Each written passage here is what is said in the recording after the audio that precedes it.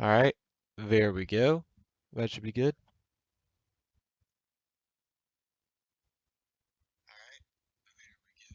Yep, that works. All right. Okay, that was a voice crack. Let's go. Welcome everyone back to Tethered, also known as that game that I'm working on. Last time we got decently far, I'd say. I finally fixed the rope. It works. It works. It's beautiful.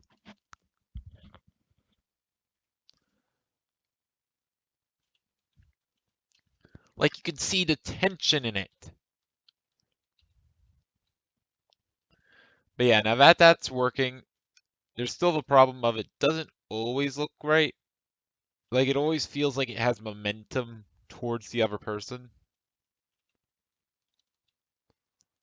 But I don't think I'm gonna be able to solve that. Also, first thing I want to solve. Okay, that still looks weird. I don't think it's that though. It's weird because if I go ahead and use player one, it looks like it's going direct.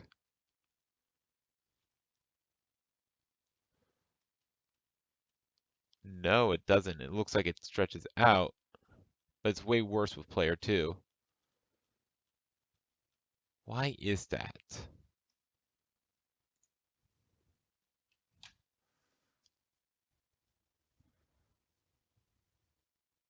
I might have a theory on why this is happening.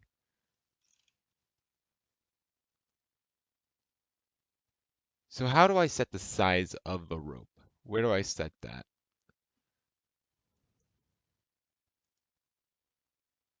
No, I set it there. I set it the same way.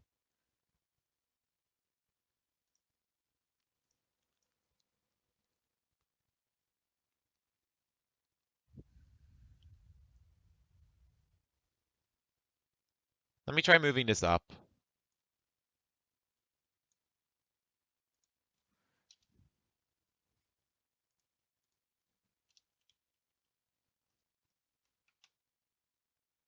I doubt this will do anything, but it's worth a shot.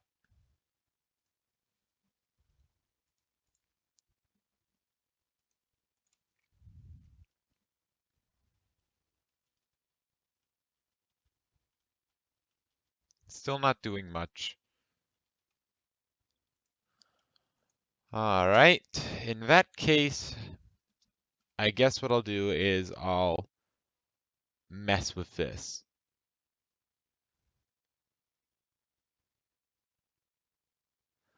So what I'll basically do is I'll set player one position to player two, then basically switch everything. So now player two position will be going towards player one.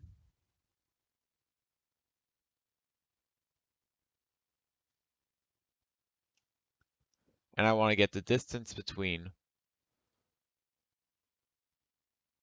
player two's position and player two position. And yeah, let's see if that works.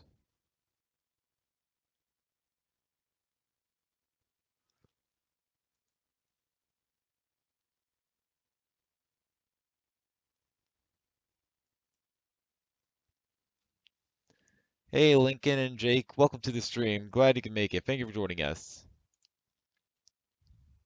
So this might just work.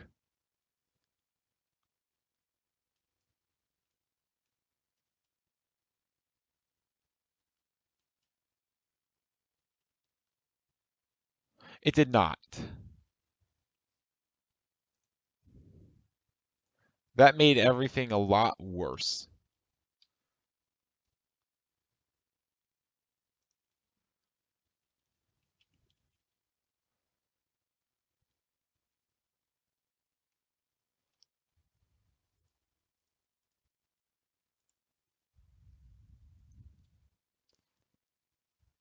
I don't even know how that happened. That was really weird.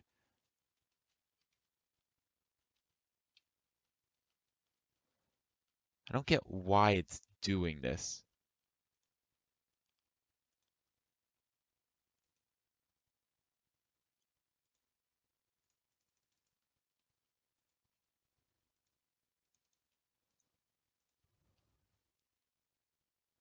I thought there was like a frame by frame option for this.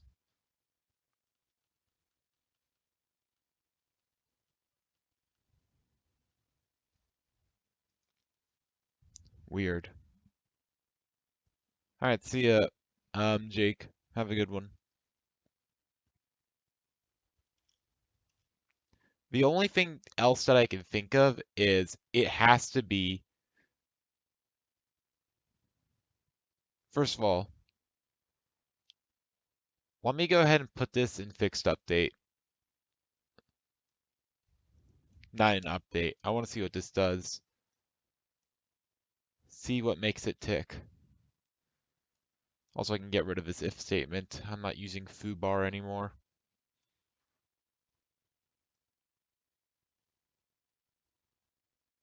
Where is my foobar? There it is. Get rid of it. Don't need it. It's worthless to me.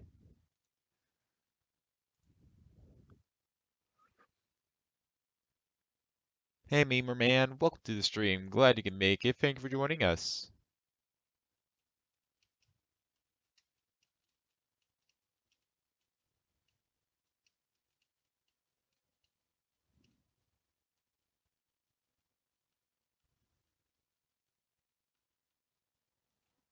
Okay, it's going way too fast now. I think it'll look better, but it needs to go a little bit slower. 'Cause it was just zooming.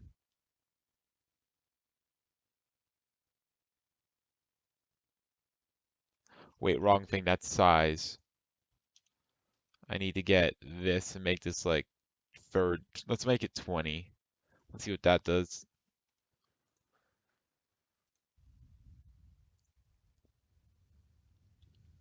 I put this in fixed update, so maybe that'll fix this.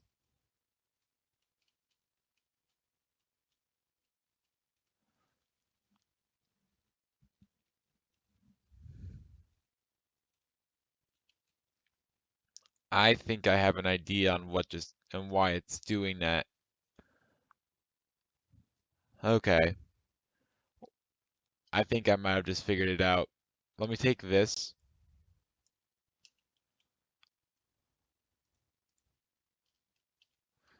I'm gonna put the line. I'm gonna render the line after it moves. That might fix my problem.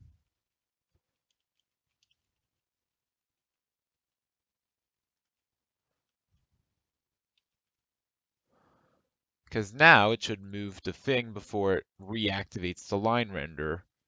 Hey, Lucky Diamond and Mario Master, glad you can make it. Thank you for joining us.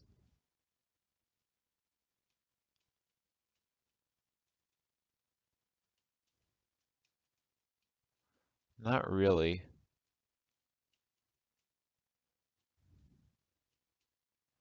Now it's way too slow.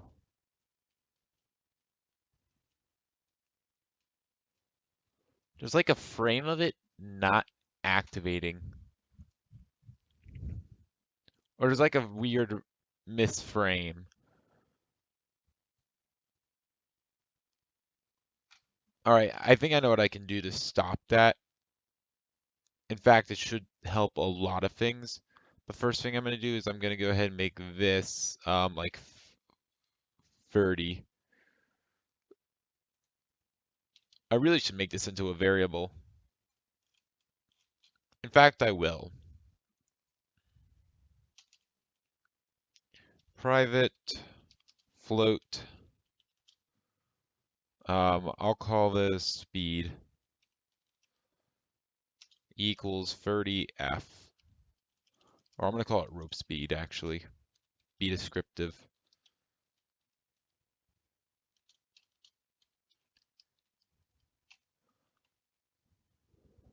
Alright. Then I'll just put this in for here.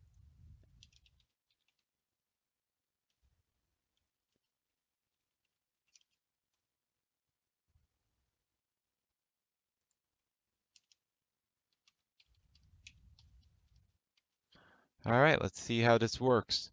Let's see if it crashes and burns.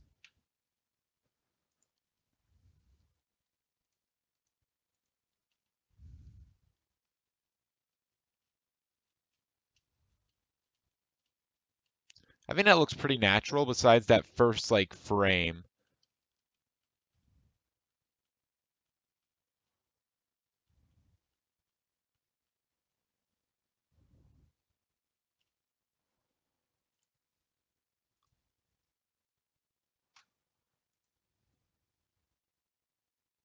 All right, so what I'm going to do is I'm going to make a coroutine. I'm going to call this enumerator. I'll call this, I don't know, enable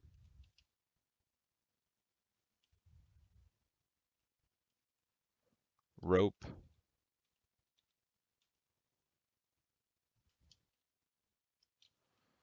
Go ahead, call it, what am I going to do in it? I'm going to take line render, Control X,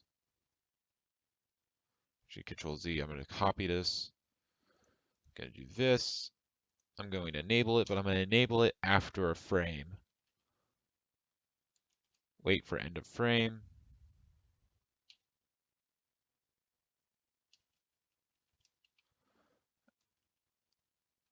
Or actually, I'm going to wait for a frame.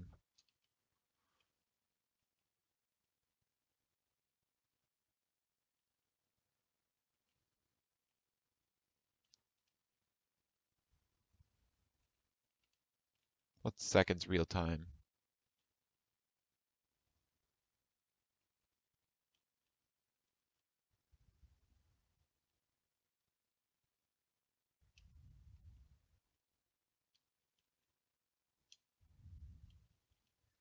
Well, first I need yield,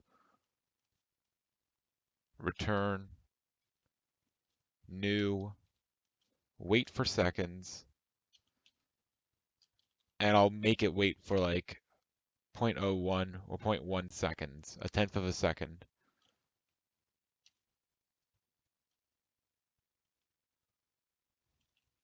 or zero point 0.1 f. And yeah, that should work. And now I can just start this coroutine whenever I want to enable a line, and then it'll cut out that weird little jump. So I'll go ahead and say enable rope or start coroutine.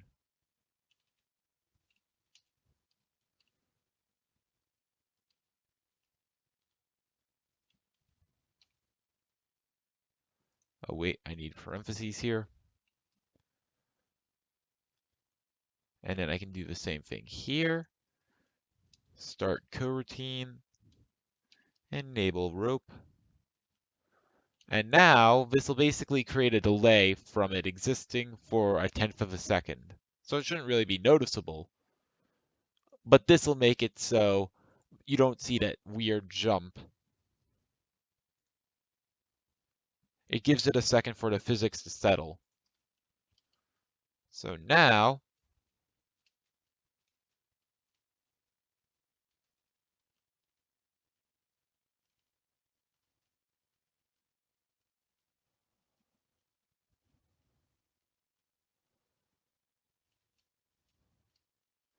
well, you certainly do see this.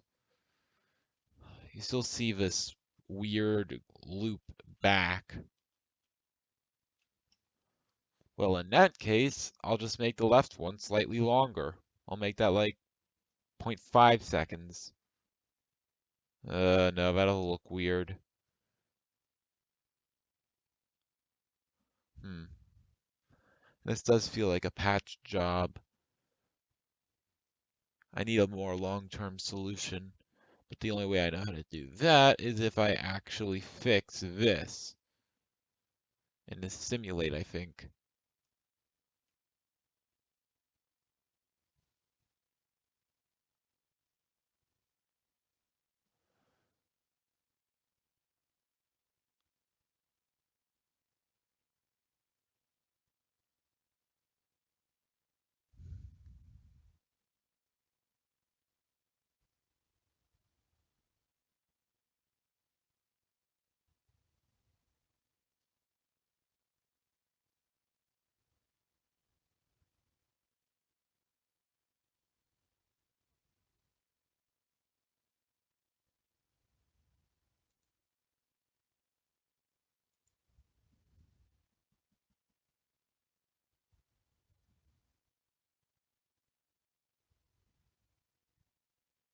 I should have a spot where it says I minus 1 or segment amount minus 1. That's what I'm looking for.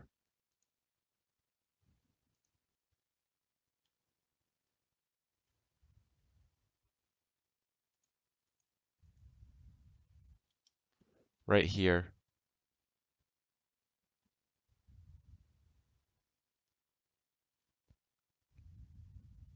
So let me try making this just segment amount.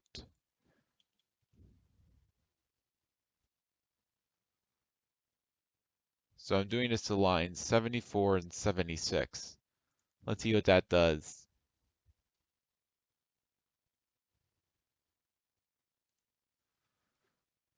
Let's see if it still works. It might break. It does in fact break.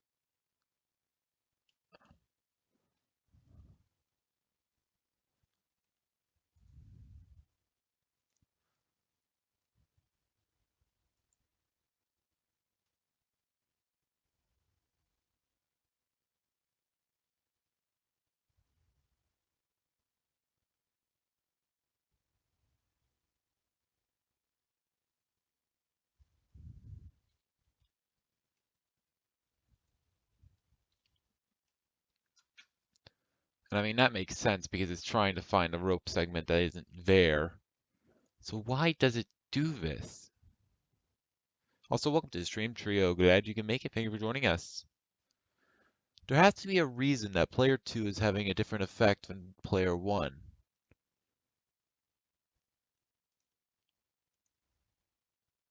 Wouldn't it be here? To me, these look exactly the same. If player 1 state equals 0 and player 2 state equals 0, when line render enabled is false, player 1 state is 1, player 2 state is 2 is 0, player position 1 equals player 1 transform dot position, player 2 position equals player 2 dot transform dot position, player 2 position plus equals player 2 dot transform dot position. Hmm.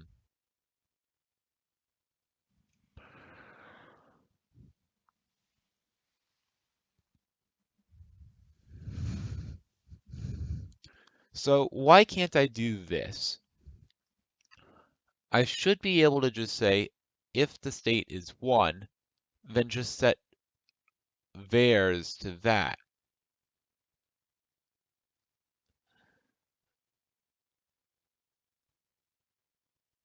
Hmm.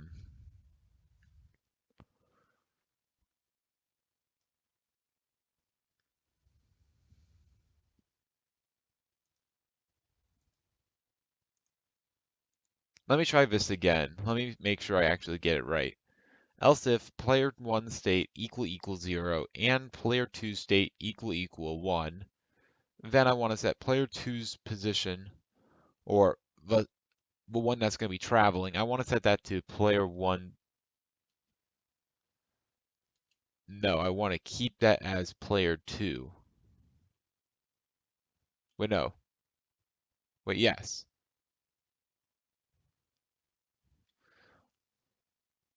Because that's going to be the one that's traveling. They're both going to be traveling.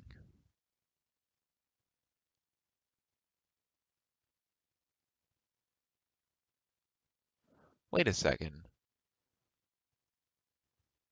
Where's the snap? Hold up. This might be my problem. Oh wait, no, it's going to snap already. It already does that separately.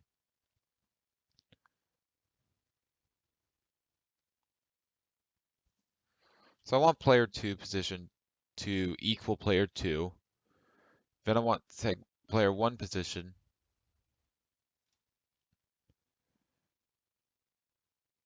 No. I want this. Oh. I want player 1 position to be that. I want player 2's position to be traveling towards player 1.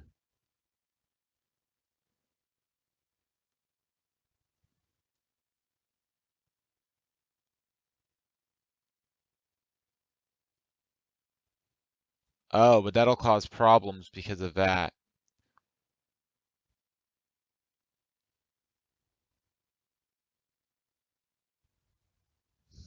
But I can do this. Okay.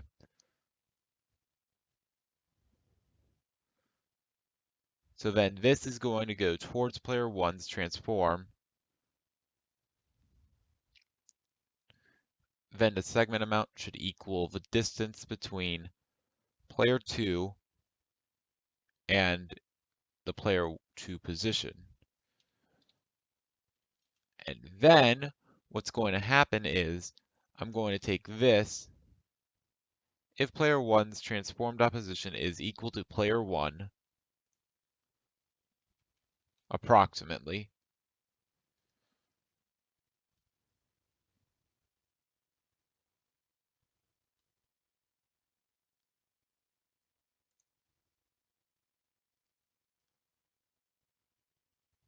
hold up.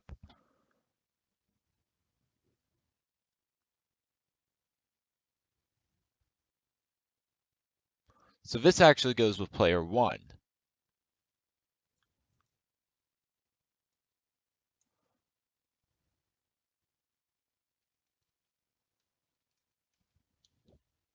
Well, and player 2 actually. You'll see.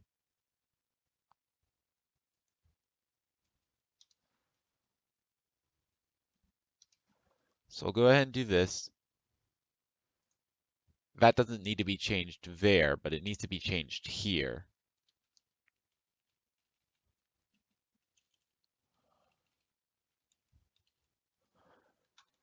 So now I need to say if player 2's position or if player 1's position is close to player 2,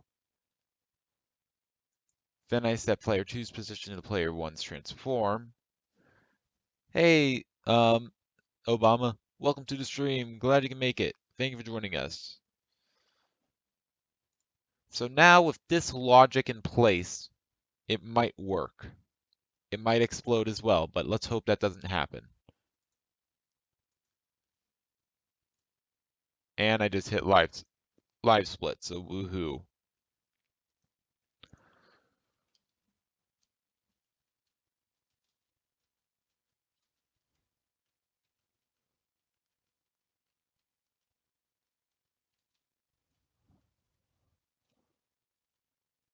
You know, it's not perfect. It slightly goes over, but it works.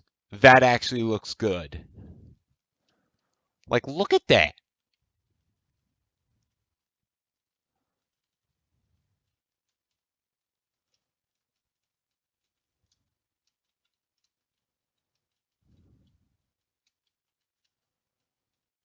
Look at that. Oh, don't look at that.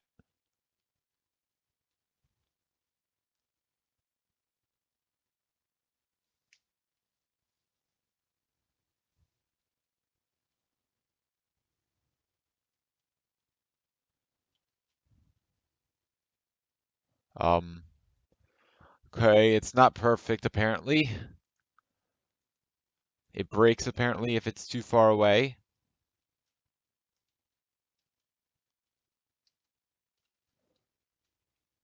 And I think I know why.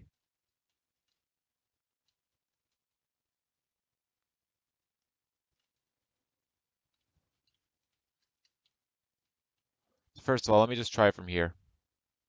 No, it works.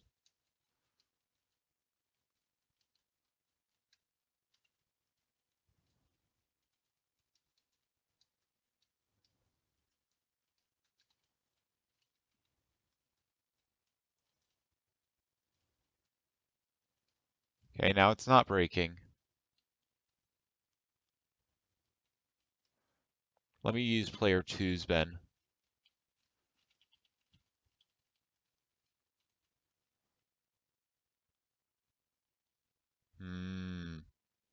Players two's breaks. Now the only question is why the heck does it break?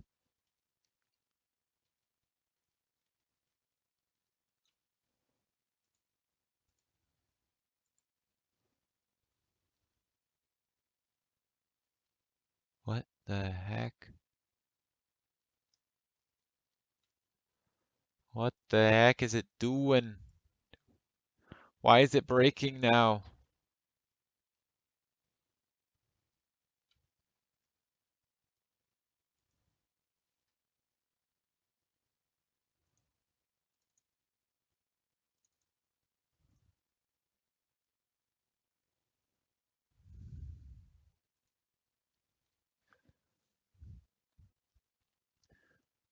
So that was interesting.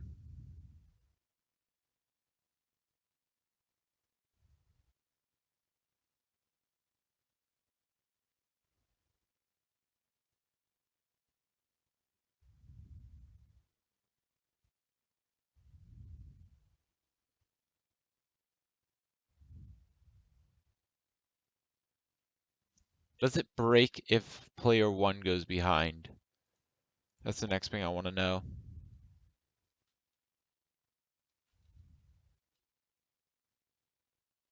Oh, I figured out. Okay, I'm stupid. That explains it all. Because player one gets snapped there every frame, but player two never gets snapped. Okay, that should work. I think I was just stupid in my logic. Hey, the Slime Assassin, welcome to the stream. Glad you can make it. Yep, more development. That's the plan, at least. So now, yeah, it works! Hallelujah! And it doesn't look stupid! For the most part. Looks kind of stupid. But I'll take it.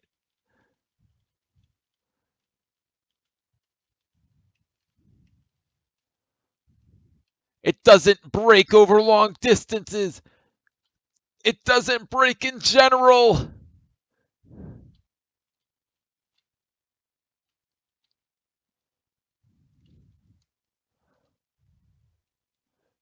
It has physics. Yes. Let's go. Now we have this whole Oh, yeah, I guess that still is a problem where it can get far away if you get really high speed. Because right now it does have extraordinarily high speed, I think, maybe.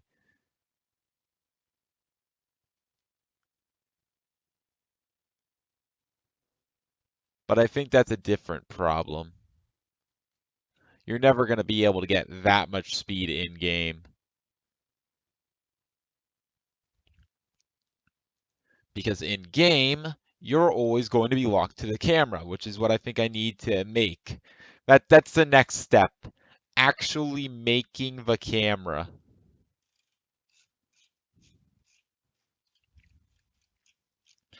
All right, so I have two options for this. I've been putting it off because I'm scared. I can either use perspective or orthographic. If I do orthographic, I can actually adjust it like this.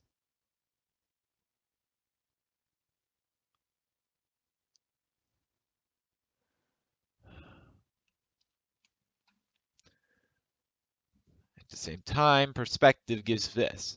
Perspective I already have a working thing for, so maybe I shouldn't mess with it. At the same time, that makes calculations a heck of a lot harder for depth barriers and keeping it on track. So it might be easier to go back to orthographic because I finally actually figured out how to make it work in itch.io, how to make it actually play correctly.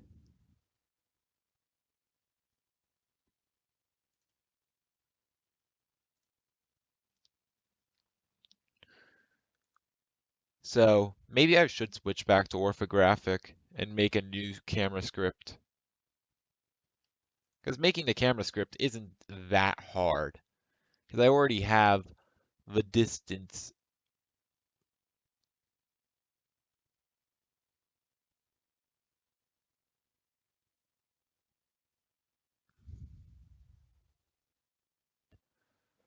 Yeah. So I just essentially have to set a range. Okay, one thing that I can do,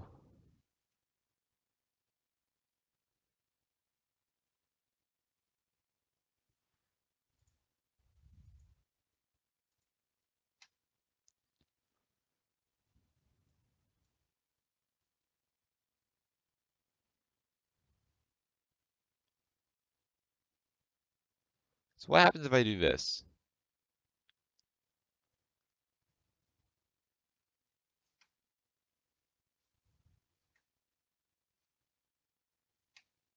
Okay, I broke it.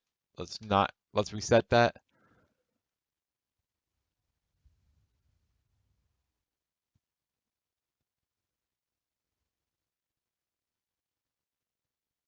What the heck?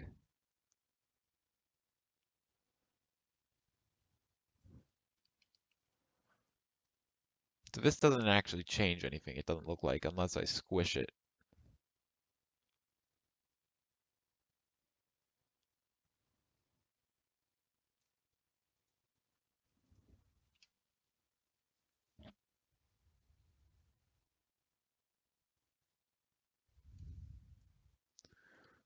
Also, if I go to 3D,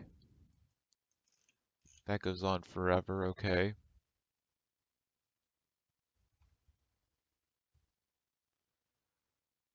Hmm.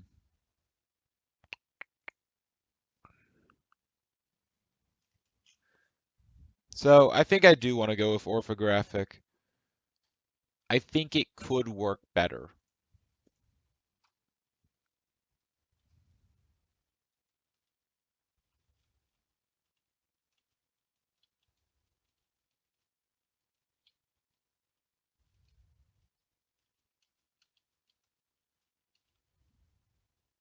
And if I use orthographic, then making depth barriers becomes a lot easier.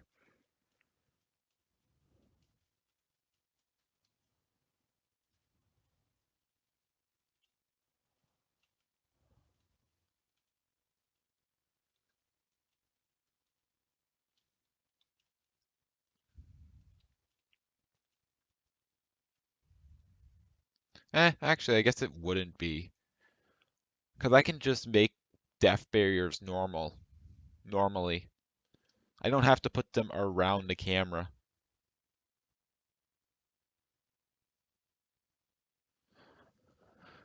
So yeah, I'll go ahead and do this instead.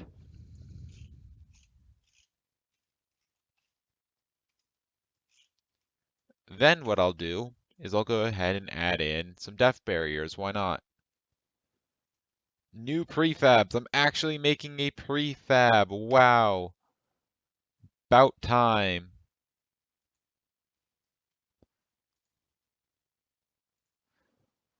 So how far down can I go? About here, which makes my focal point right here. Right about here. It'll be 0.5 above the top of the nearest ground. And the nearest ground is this, and this has a thing of um where is its position? Its position is -3, its scale is 2, which means it should have a height of 1, and my characters are 1, I believe. They have a scale of 3, but that doesn't matter. That's because they are very short models. So what I can do is, yeah, they're about 1. So that means wait, no, they're about 1. I'm stupid. So because they're about 1, that means my camera's focal point will be about here at the lowest.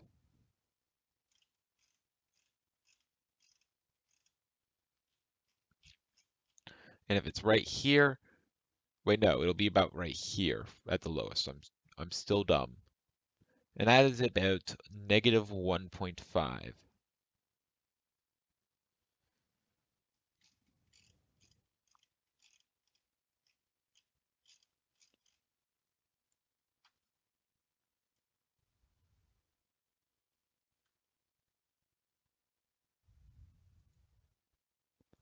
Oh, wait.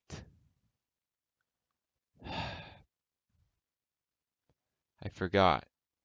I make the screen larger when that happens. So that means I either have to do calculus, trigonometry, or I have to actually make it orthographic. I really don't want to do trigonometry, but I think that might be the best way.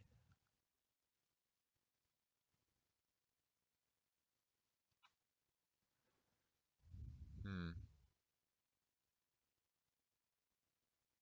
Let's start off by making a depth barrier before I get into all of that.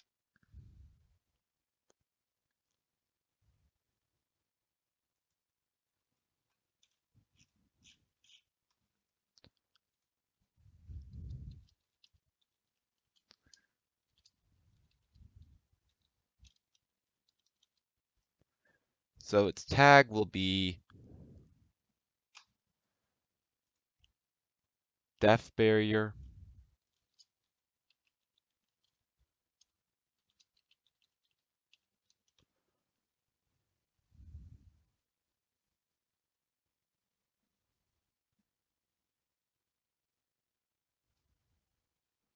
All right, go ahead, look at depth barrier.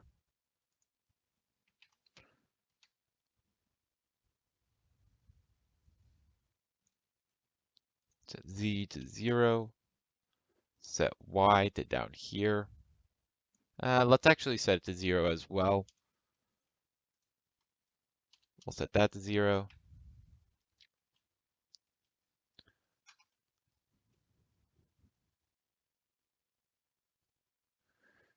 So then what we're going to do is we're going to add a box collider to it. That's a trigger.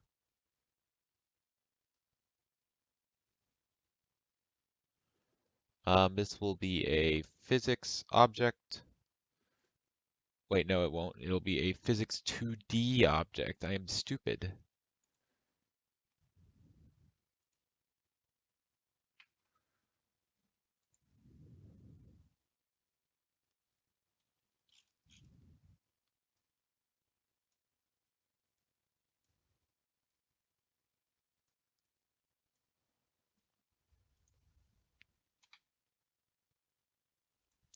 Set that back to 0, 0. We'll make the size of it 1 by 1 normally, and then we'll scale it up whenever that happens.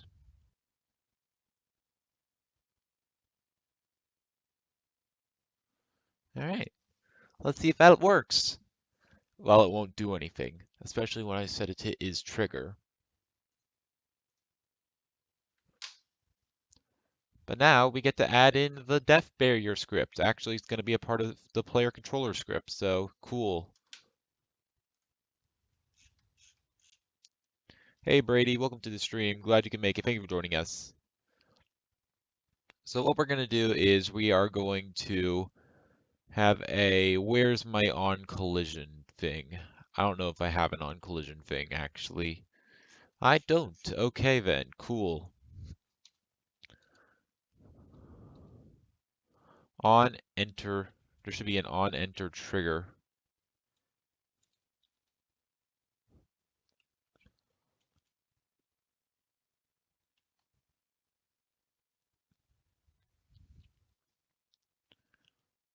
If collision. All right, then we're going to say if collision dot game object dot compare tag is depth barrier,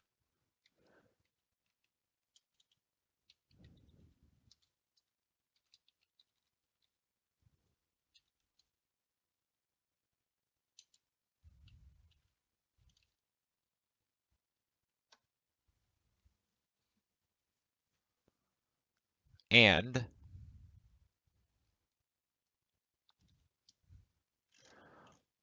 also my state is 0.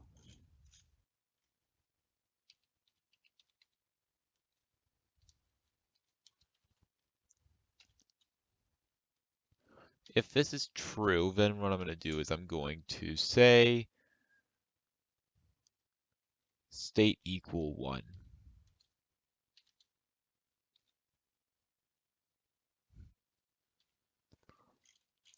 I guess I do also need to have that.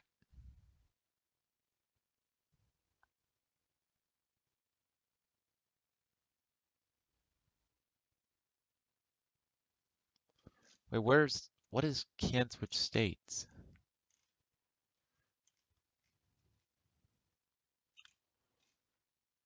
Hold up.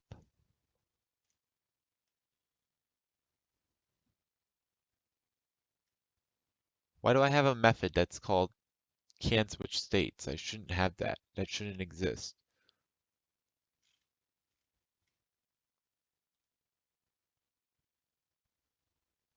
Oh, but the bool. Okay.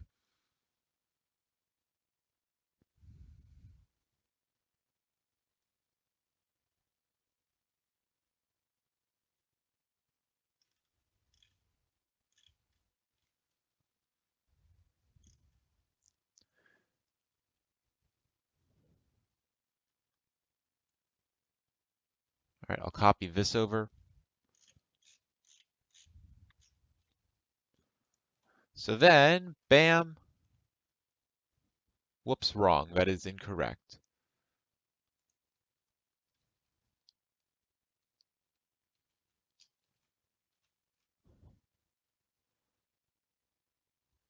There we go. If all of this is true, then set that to 1. If just one of these things is true,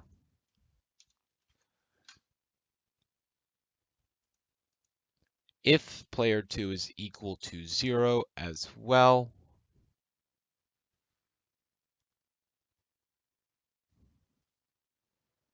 or actually, yeah, if player 1 and if player 2 equals 0, then do that. If player 2 is equal to 1,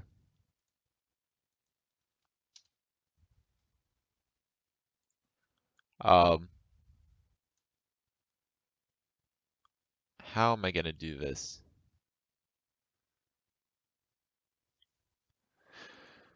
That's a problem.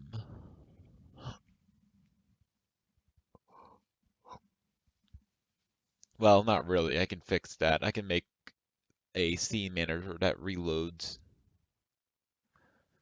For now, I'll just make this a standard game over screen.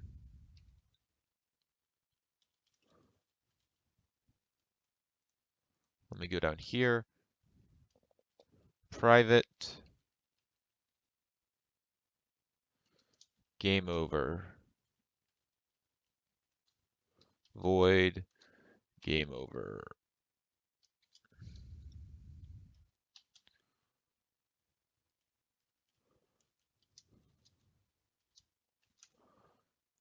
Debug.log.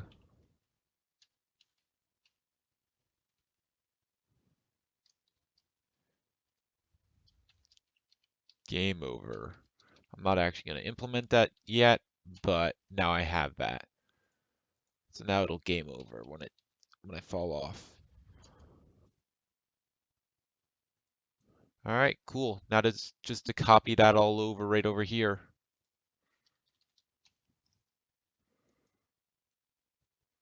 Copy it all over. Hopefully this works. Otherwise, I will be very sad.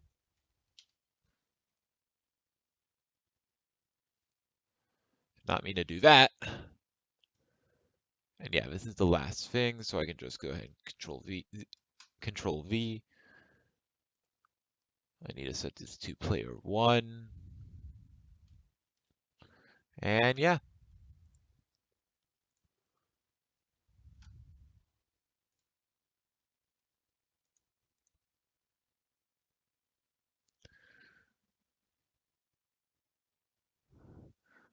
Um, Basically I'm making a game.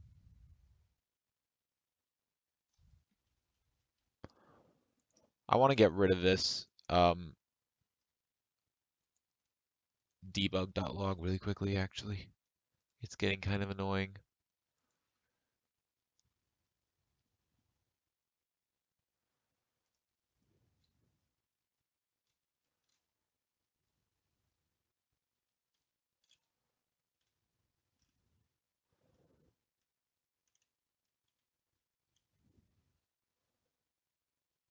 All right, that should work.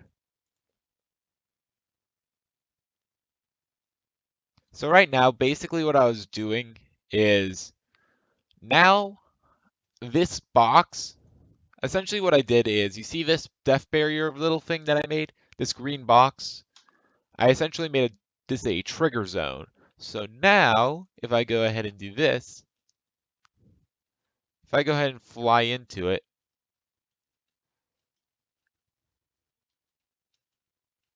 I think it's not working.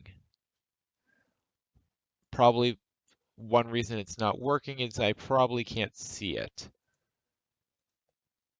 As such, let me go ahead and put this, let me move its position like right here.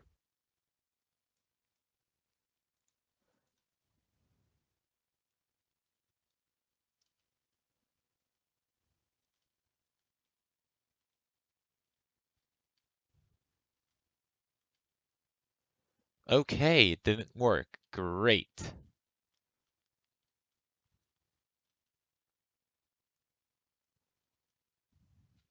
So something went wrong there, and I think I actually know what.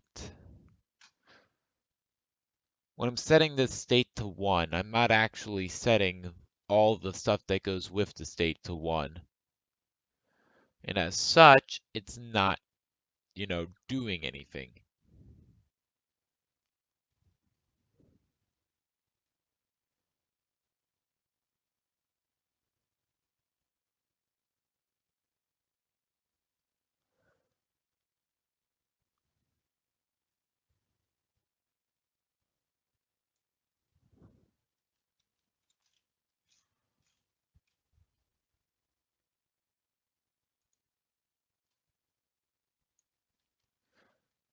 So let's do this as well.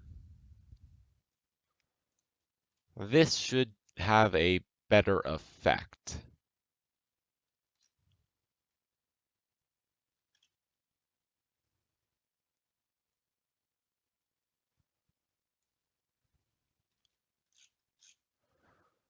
All right, go ahead and set state here. File save.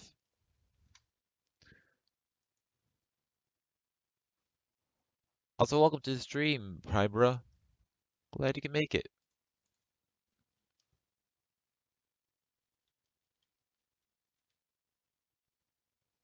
And it still didn't work.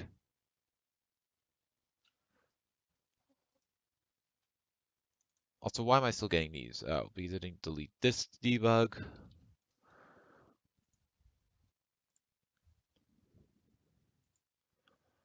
So one idea on why this isn't working is this. Okay, that explains it all. That just solved all of the... Wait, no. Wait, why the heck isn't it working then?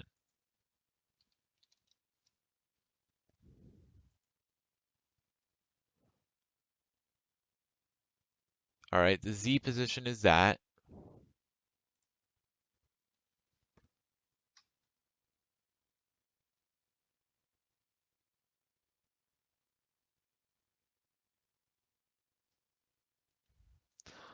Alright, I have an assumption. Or not an assumption. Oh, that's why. I called it depth barrier, but I never gave it the tag depth barrier. Okay, that explains it. Yep, there we go. So I created a tag called depth barrier that I can attach to any object. But I never attached it to the depth barrier. So now if I go over here, I fall onto the depth barrier. It saves me. So I can go ahead and turn this into a prefab, which essentially means I can copy and paste it all over the place anywhere that I want.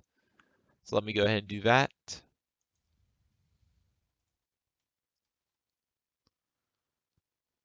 I'll call this prefabs. In here, I'm going to put a depth barrier. And now I can go ahead and put this wherever I want.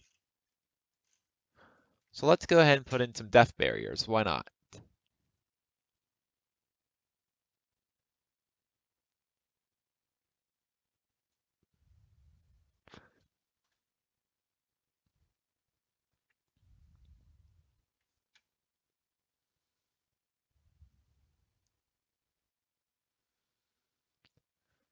So obviously this is going to be the main use of the depth barrier.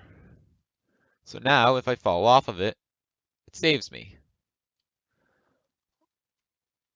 And you can't get underneath the depth barrier most likely. All right, I got underneath the depth barrier.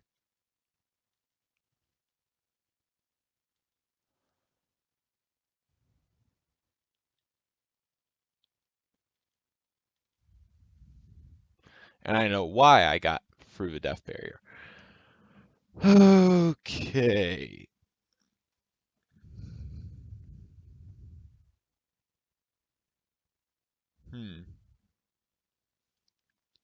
So the reason I got through the depth barrier is because a trigger only activates once while you're in it. So by entering it and quickly deselecting, I was able to get out of it. Thankfully, I have a solution, and that is on my start coroutine delay. Here it is. I'm going to go ahead and take in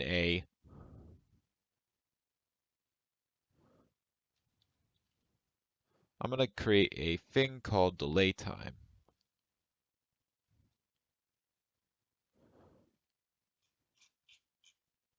And wait time is a int, I assume. No, it's a float.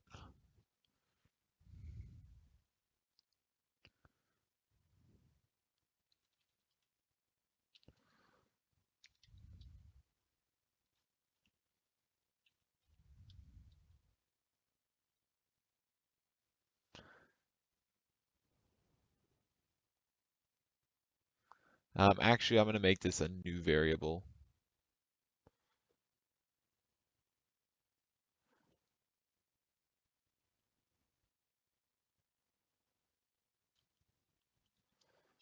No, I'm going to call it delay time. So now when I delay, the amount of time I delay for is delay time.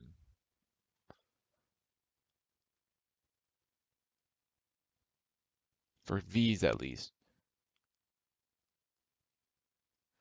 I'll call this delay time default then.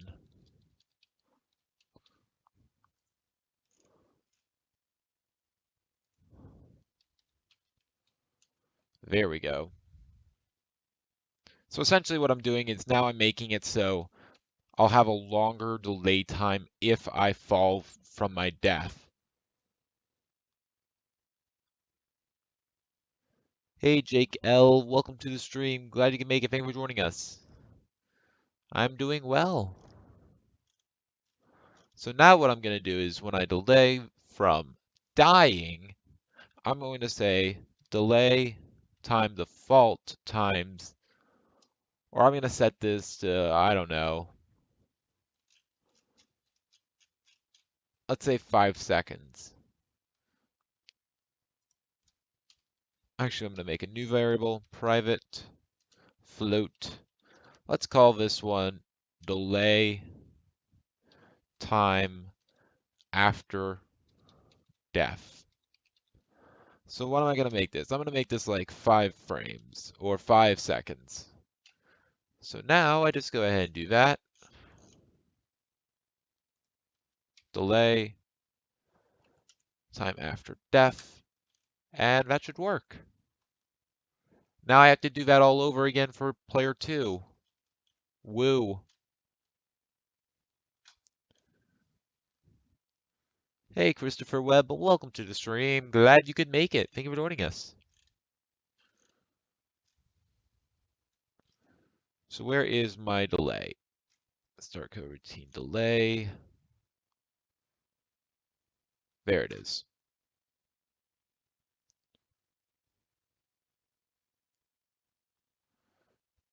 Delay time. Make this into an actual float. So make this float delay time.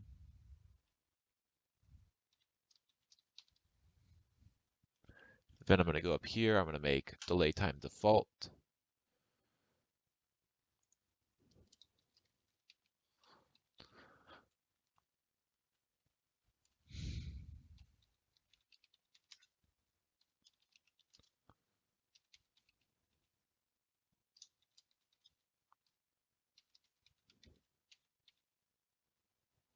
Equals 5F. All right, there we go. Whoops, no, this is delay time after def.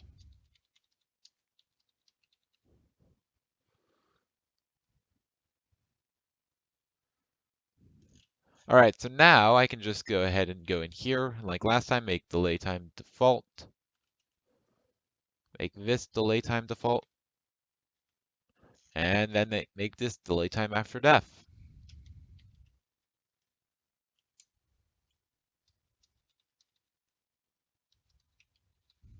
And now, if I save, this should all click together in a nice happy thing that doesn't break.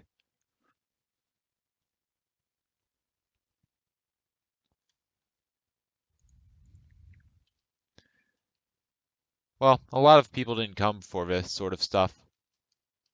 So it's understandable why they wouldn't be here. So yeah, once you do this, you physically can't escape for a while.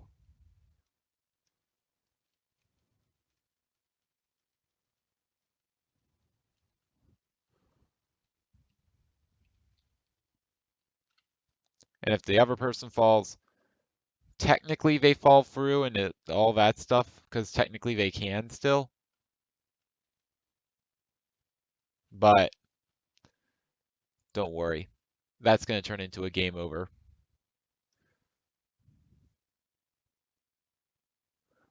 But yeah, that works. We have working death barriers now. Isn't that fun?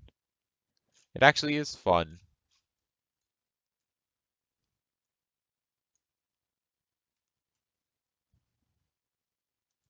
Let me make a empty object called death barrier.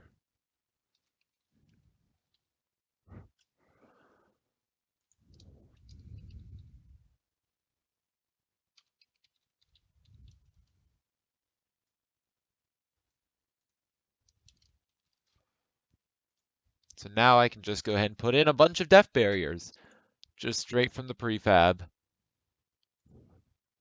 Go ahead and reset its position. There we go. Don't worry, it doesn't actually exist.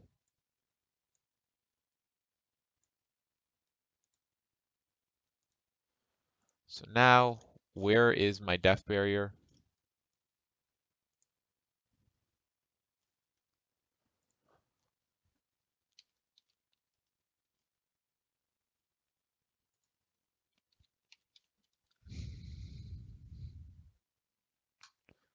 How do I keep it to be visible?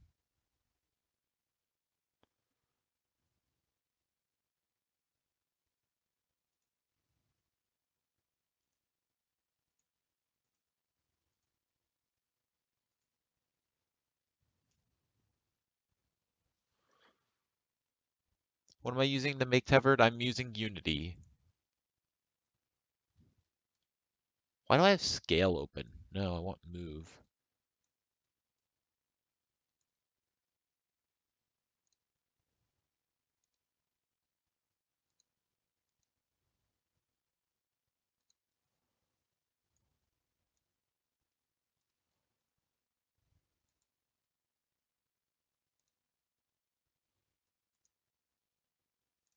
Did I change the actual size of the thing?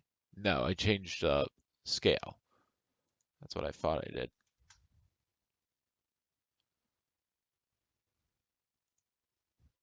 So they set this to -35. I'll go ahead and set the scale to, I'll set this to like 10. And then I'll set its scale to, I think, 40. Because that's 10 below, meaning that would be 20. They should have some overlap. Yeah.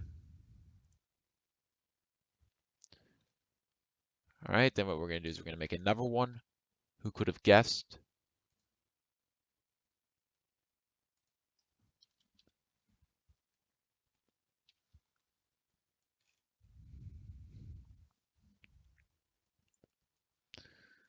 All right, cool. So now you can't just go flying off into the distance. This isn't a never-ending story. It ends in World 6. But then you can tether up. Like, this is actual gameplay. That feels normal. Oh yeah, I forgot. I need to mess with slopes. Because they're still broken-ish.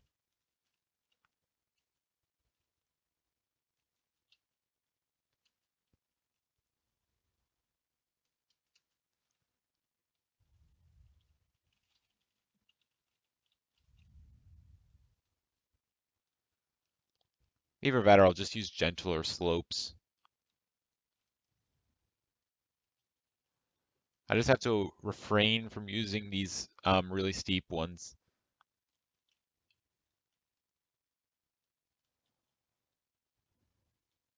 And yeah, the death barrier works.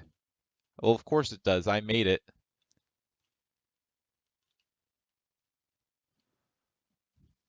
So yeah, you can't escape. And if the red guy tries to do it too, congrats, you game overed.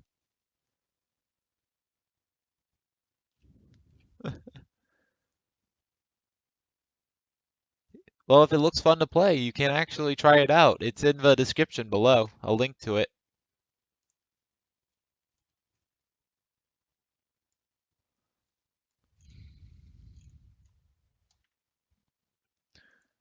All right, so now we're gonna go ahead and actually I'm gonna raise this up a little bit. I'm gonna make this 15. That means I do need to add on an extra 10 here. Make this 50 to compensate.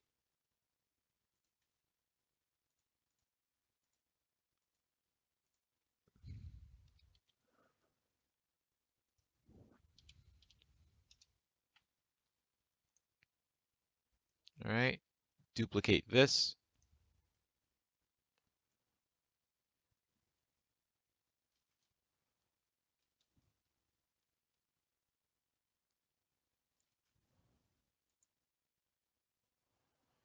That goes up to that line, and yeah, that looks correct. So now you can't go, now you're in a giant box, trapped forever. There's no escaping it.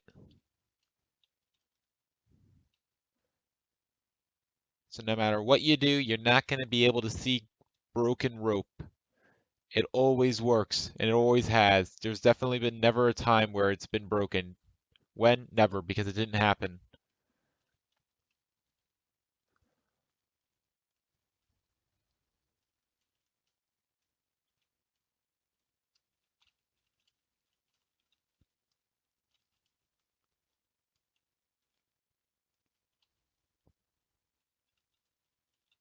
So yeah.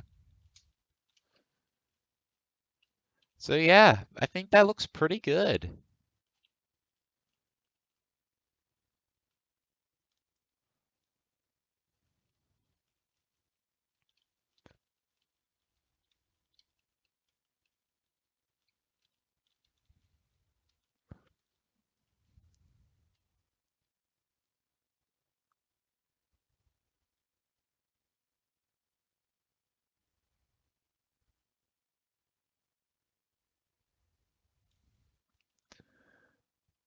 It works on laptop. That's good to hear.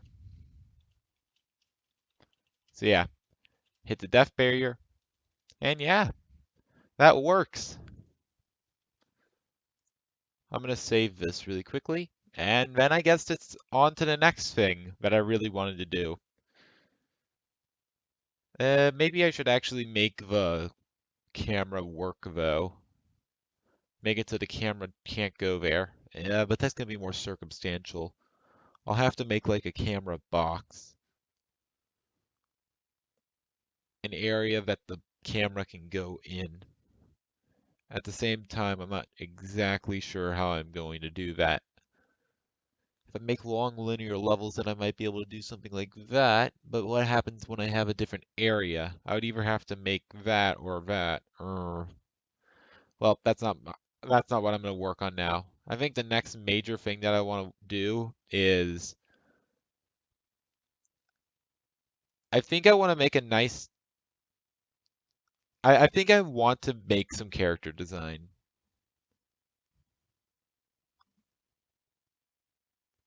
How do you unblock it? What do you mean?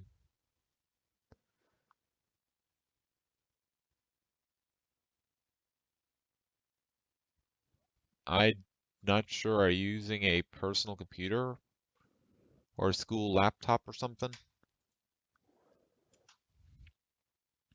You should be able to play the game just by going to the link, because it's just a link to itch.io,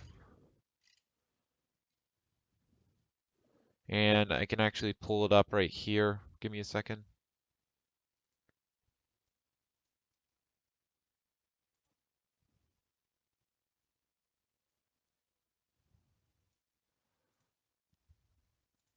You just pull it up.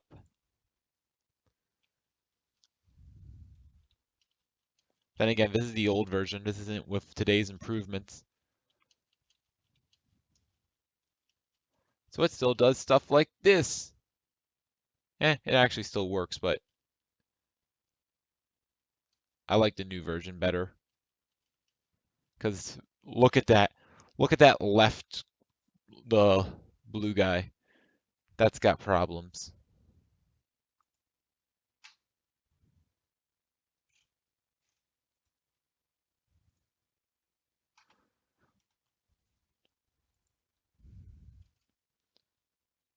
Yeah, we.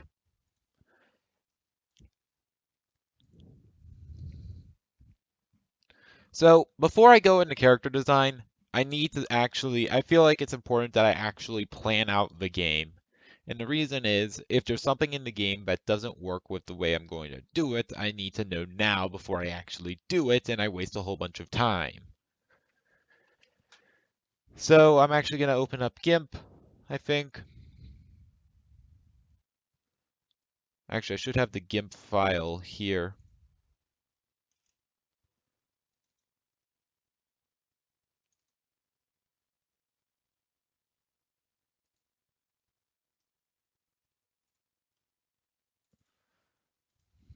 So first of all, how big is this sprite? I'm pretty sure I made it 16 by 32.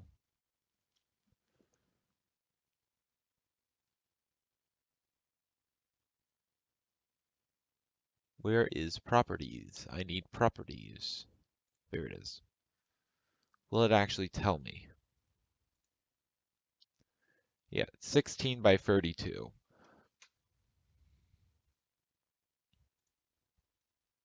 So I think, and that was a very small sprite when I put it in here, and I had to scale it up by 3. So I think what I'm going to do is I'm going to make my next one just made by 3. 3 by 3. But first I keep on getting ahead of myself because I keep on wanting to actually make this sprite, but at the same time I know that I'm going to suck because I suck at art.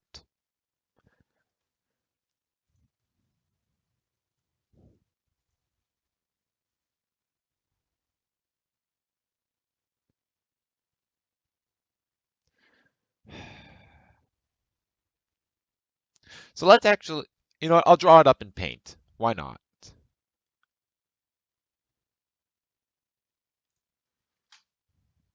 Oh yeah, I already have my paint window up. So this is going to be a simple storyboard of how I'm going to do things. I'm just going to draw things out in paint just so I can think about how it's actually going to work. Now I have thought about it a lot, trust me, I have, but there might be stuff that I overlook. So I need to think about it now, how it's actually going to work. And this will also be the story, I guess. The very basics of it, or the idea of the story. What am I doing? I'm stupid. I can just literally copy everything over.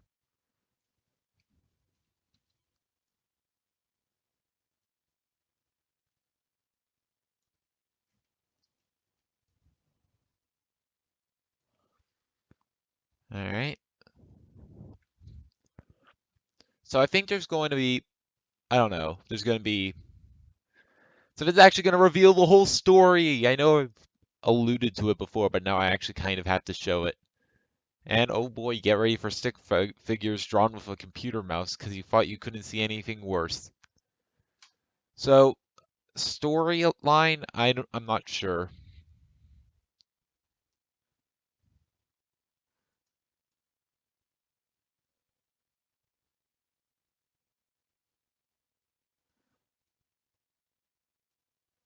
But it's going to start off with the players seeing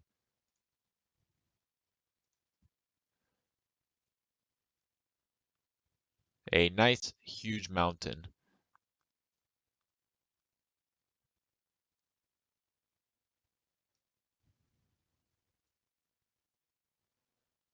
Gosh, this feels.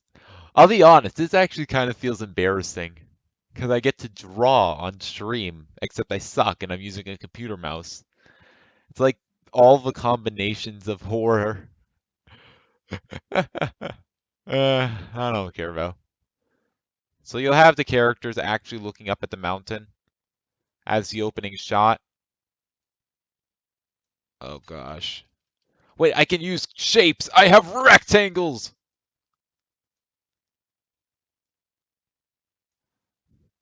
So the players are looking up at the mountain, and actually I think there'll be like a forest behind them.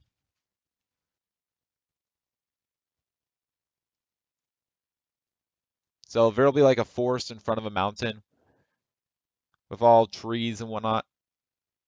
Oh gosh, that looks horrible. I don't care though. Doesn't matter. I'll push through this embarrassment. This is what at the end of the day, this is what I'll be remembered for. Horribly drawing trees.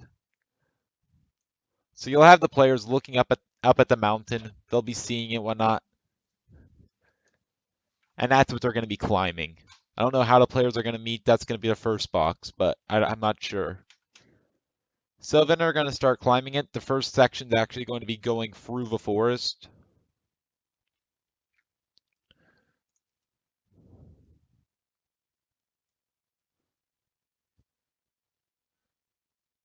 So maybe I can actually use the forest idea.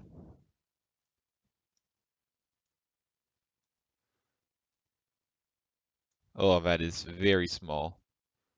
Large leaves.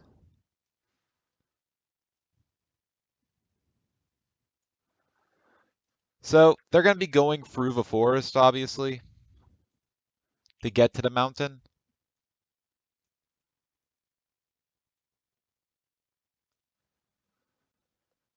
So what should I have as the actual platform? So I'm going to have them going through this. This is going to be the first scenery. I feel like it should be very basic platforming. One thing that I really want to have it here, though, is um, possibly water and possibly moving platforms that spin. I'm talking about these things. We have something like this.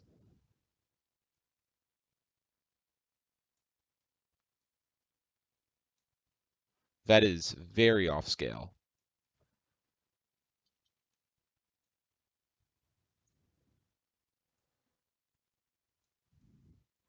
I've said it before and I'll probably say it like 10 more times, making it even worse, but this is really embarrassing for me. So I'll have ones where you have to have weight that'll affect it.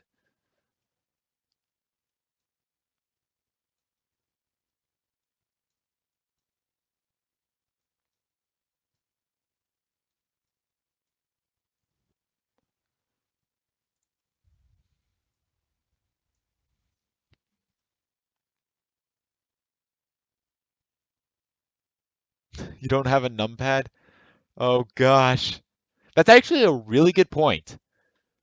That, thank you for that to my attention because I'll be honest, I didn't think that people didn't have numpads. That honestly means I should probably change my control scheme. Also because tab sucks.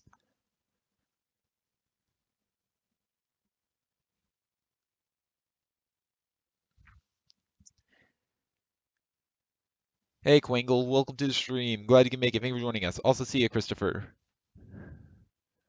You can't jump without the numpad. I'm sorry.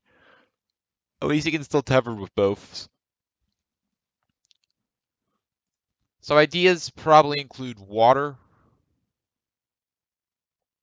rotating platforms, and one other thing that I want to add is maybe I want the player to be able to get stuck. Something to hold them in place where the other one can tether. So sort of like if they have the tree, for instance.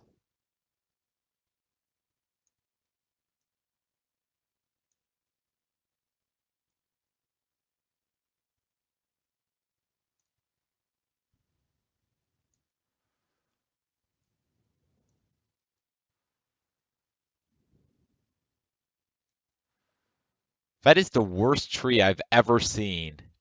And I saw the one that I made up here. Actually, that one looks kind of okay. But gosh, that was horrible. So maybe what one thing I could do is I could actually make like a protruding branch that's like has some sort of design on it, where if the player tethers onto it,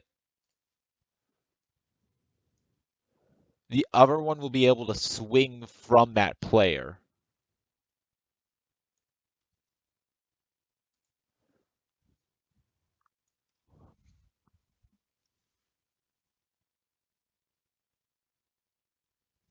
That's amazing.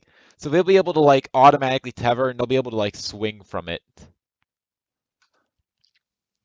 And I feel like that's enough ideas for World 1 because I don't want to overflow it. That's one problem that I have with a lot of newer games. Like, first off, actually, I'm going to go ahead and delete this. I'm going to make this look a little bit better. Maybe what I could do is I can make it like a spot in the tree. Like I can go ahead and make it like sort of like a basket where the player can sit. From there, the other player can swing.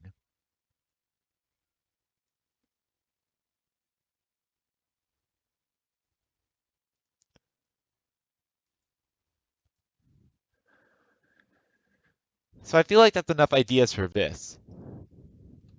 Next, I want to have a section climbing the mountain. So I'm going to have another 3 ideas for here.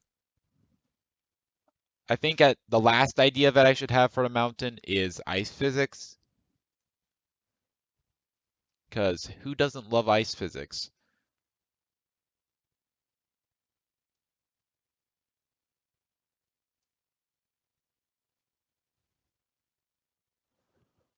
Also, I should probably in World 1, I should probably include spikes.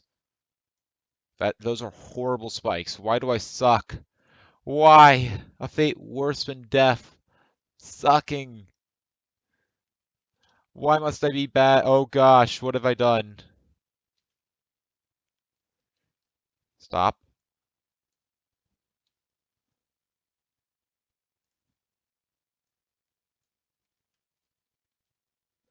Okay, that's actually weird. Select the triangle. The triangle!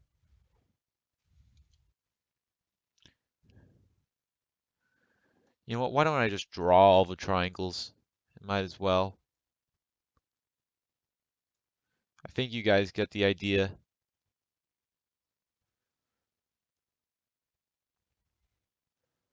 Yeah, I'm going to change the controls. Tab is really uncomfortable, and because the numpad might not exist, it definitely is a problem. So don't worry about controls. I will be adjusting them.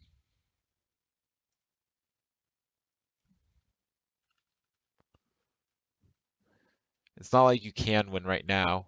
There's no win condition.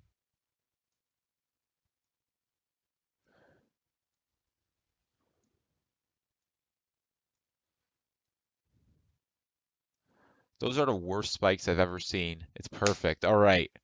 So the end is going to have ice physics.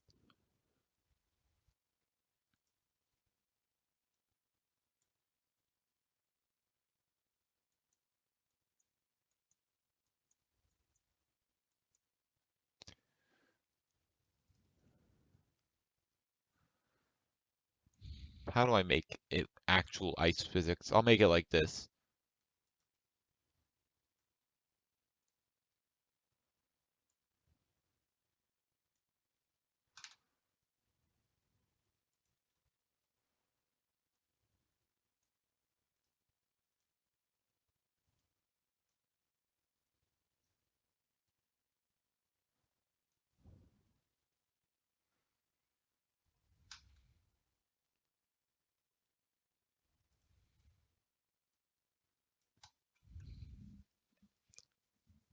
So yeah, I think that looks decently like ice.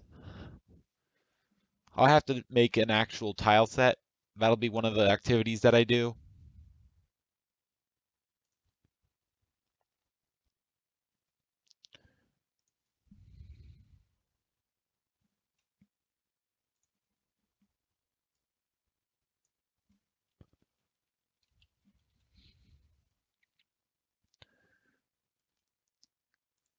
So another thing that I want to have is,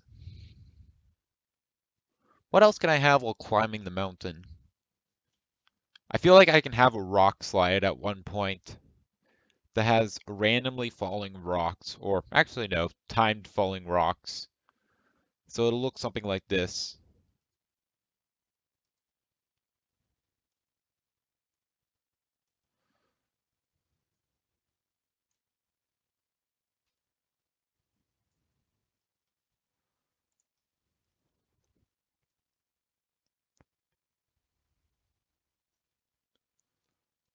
So you'll have like boulders falling down.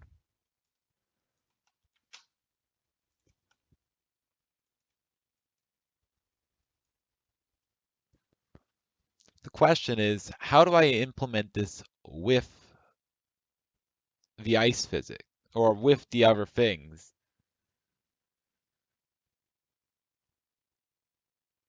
Oh, I got it. Okay, what I can do, first of all, I'm going to go ahead and switch this with the last one, because this is a possible puzzle idea. No.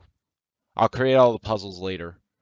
But what I could do is I could make it so that boulders are falling down on platforms, and you have to send someone out with a tether before the next boulder falls down. If that's the case, I should probably make a warning sign pop up where it's actually going to fall. So that way I give the player some alert.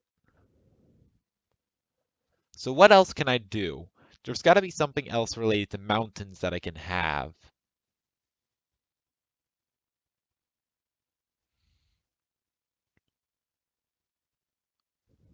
Also, as I near the top of the mountain,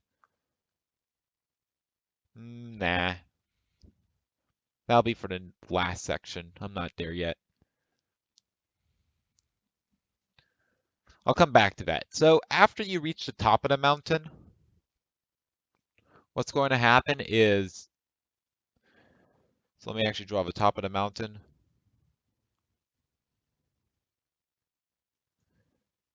The players, they plant their flag for reaching the top.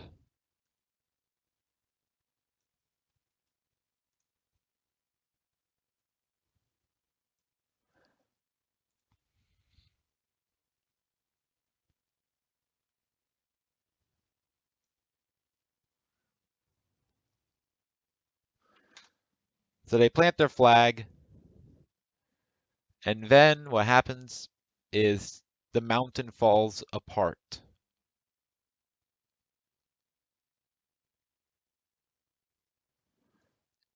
Somehow it's going to like crumble from underneath them.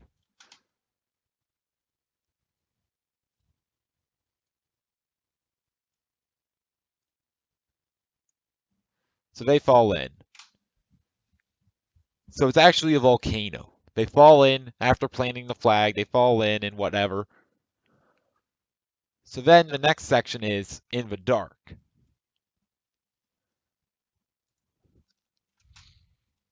So what I'll have is I'll have one person being tethered. So this will be the next section's main puzzle gimmick. It'll be a dark level, but one person who will be tethered will actually have a light. So it'll look something like this. And if I'm actually good at drawing like this, I can actually do this.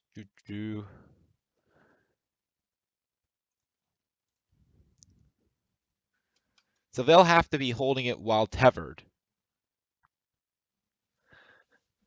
So they'll be flying around like that. They'll be flying around like normal, and you'll be and the light will be swinging and whatnot. So sometimes you'll be able to see, sometimes it might be harder to. And of course, here's one thing that I'm always thinking about with this. I want this to be applicable for speed runs, because that can be a huge market. And by having dark levels, speedrunners can memorize the entire level layout and do it without the light, if they enjoy pain, that is. So I feel like I can make a couple of puzzles just dedicated to that.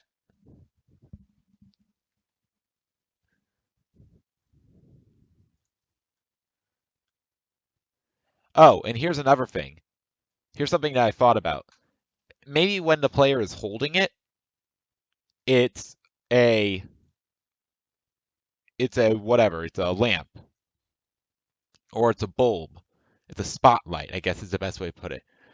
But when it's placed, so once they actually put it on the ground, it's not facing towards the ground anymore. Now it's just a lamp. And when it's a lamp, of course they can pick it up again. But this actually irradiates a whole circle. This creates an area of effect where it actually works. So if I go like this, I'm going to clean this up a little bit.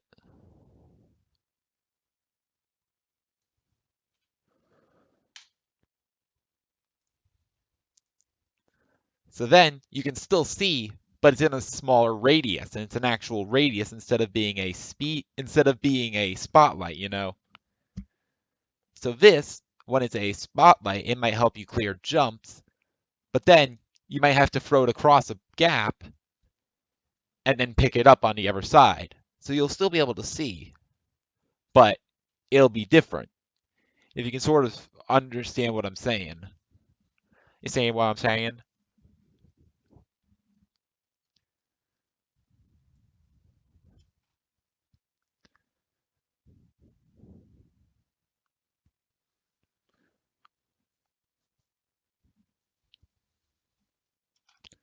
So the next thing that I want to do, first of all, let's create some more boxes.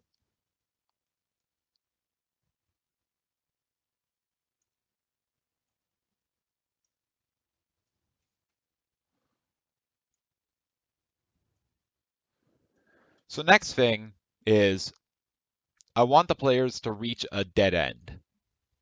This will be a part of a story. They'll reach a dead end like this.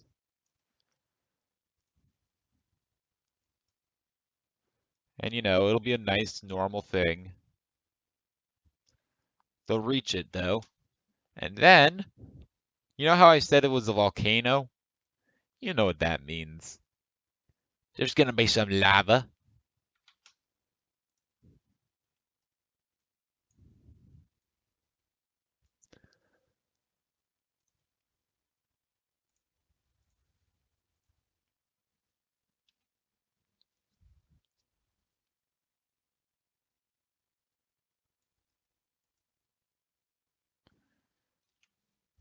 Fine, I'll just draw it myself if curves aren't gonna work. So now the lava will be illuminating the cave.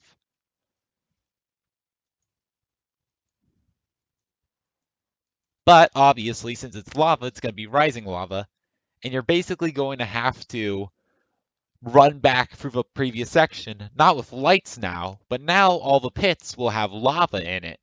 Now it's going to be a lot more deadly. There's going to be falling rocks and whatnot. So you'll have to watch for falling rocks.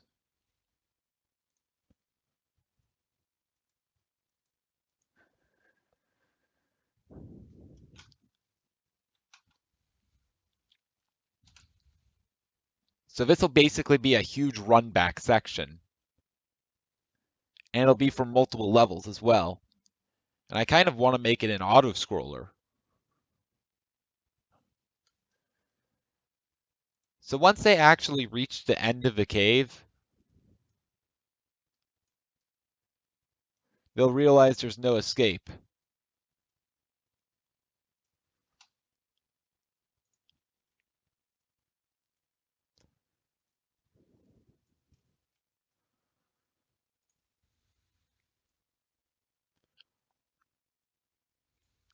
So there won't be any escape for them. They'll reach the end, there won't be anything. They won't be able to, leave. Until they get shot off with like a rock boiling in the lava. Like they'll stand on a cracked surface or something. The crack that they landed on. So there'll be this like cracked rock that they'll be standing on. And it's gonna be like, oh, they're gonna die. Honestly, like making this could fit in as sort of like a Mario game, just with weird platforming. Could be a weird Mario spin-off. Hey Nintendo, if you want that, I will work for that. No hesitation.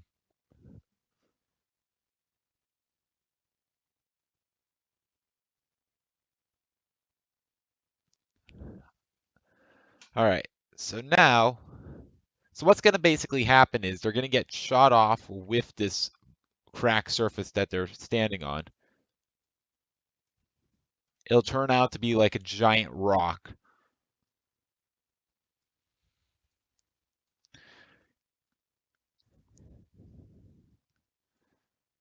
Don't laugh at my drawings, by the way.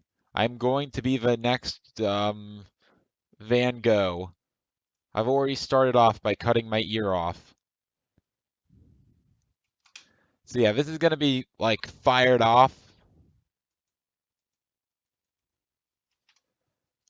and it's gonna shoot them all the way up into the clouds.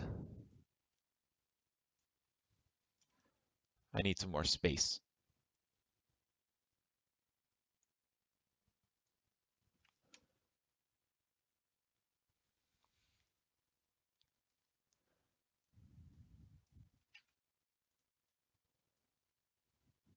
Let me go ahead and move all this stuff over.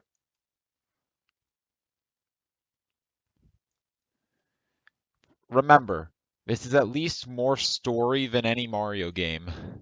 This is more story than any of them, besides maybe some of the RPGs, but I'm not talking about those. I'm talking about the mainline stuff. This is more story than you'll ever get in any of those. More story than Mario Kart. Still not as much lore as Kirby, though. But don't worry, I'm going to. This is just the beginning. So they get shot out of a volcano on this rock.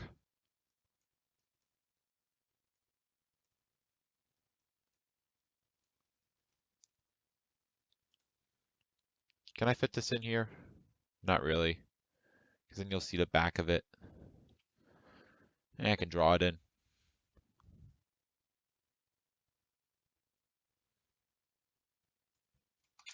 So it flies out of a volcano.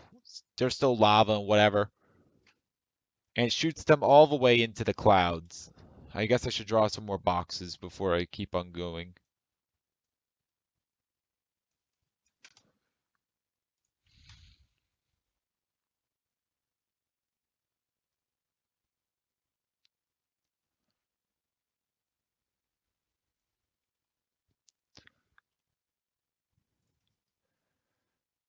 So it shoots them up into the clouds. Actually, that's a bad cloud. I should draw something like this.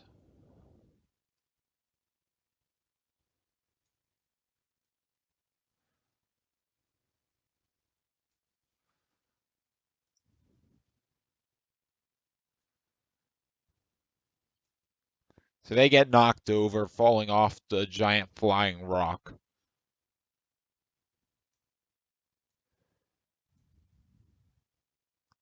The egg missile.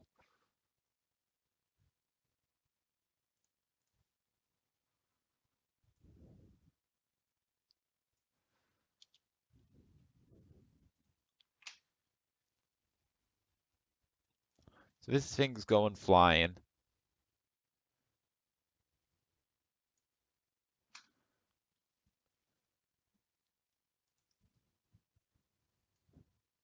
I really should spend my time on this. I know it looks pretty bad, but this is going to be the basic premise of the game, and I need to make sure it's actually stable. Egg, can I offer you this egg in these trying times? Hey, Stabby, welcome to the stream. Glad you can make it. Thank you for joining us. So yeah, the next level is going to be a cloud level. And what I have an idea for is a power-up.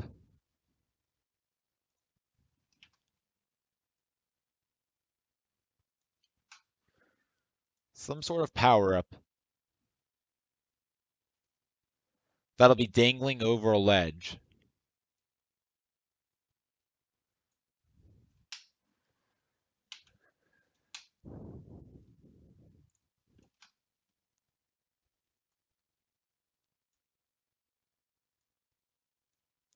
And what I can do,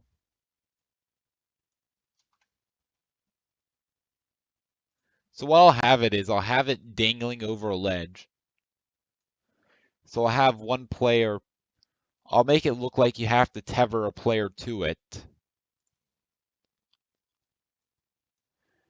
And what will happen is once you actually grab this power up, it'll give you essentially a few seconds of crazed momentum, crazed movement, where you're basically being where it turns the other player into a crazed flying machine or something. I don't know exactly how I'm going to do it. But then they start flying all crazily.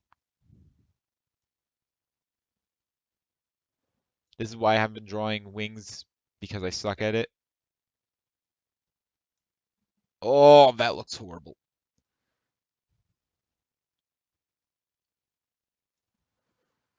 Whatever. So they'll start flying crazily with you'll still be able to control it sort of, but it'll be harder to control and they'll essentially be dragging the other player along.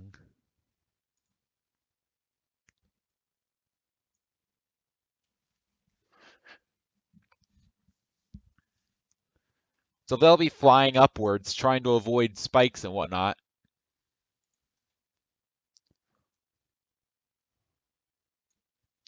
So yeah, there'll be spikes and whatnot.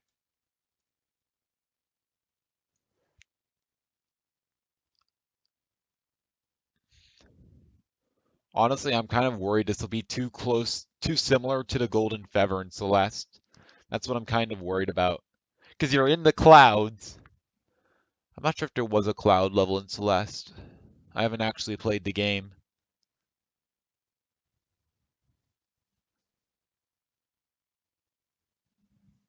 Well, the rope will be the same. The rope isn't going to change. But this guy's now going to be flying around, and he's going to have a random movement pattern, sort of.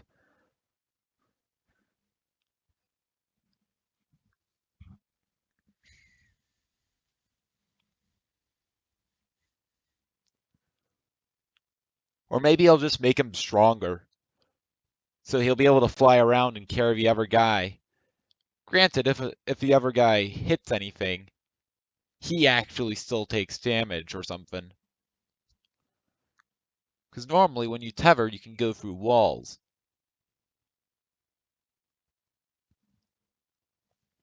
And I guess that could be a... That's what one of the puzzles can be here. One of the main things on the mountain.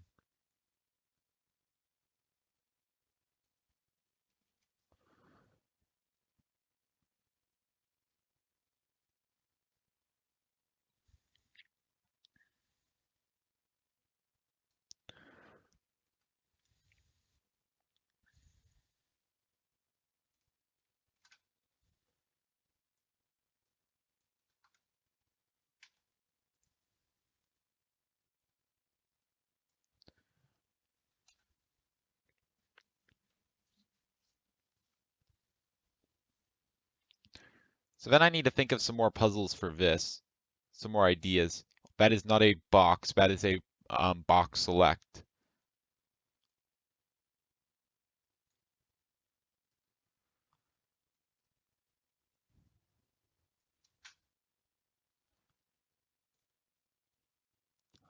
Also, you might be wondering why I made this giant rock egg thing so important, and don't worry, it gets there. This is actually one thing that I've been planning on. So I need to think of some more ideas for puzzles in the cloud area. Oh, I got one. I thought of something. About time. For one, I should definitely make a spring.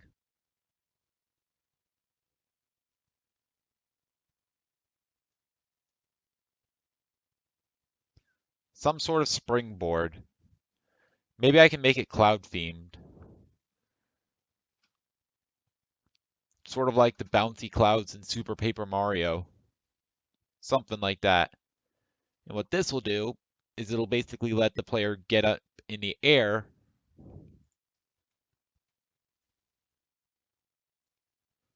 without needing the tether.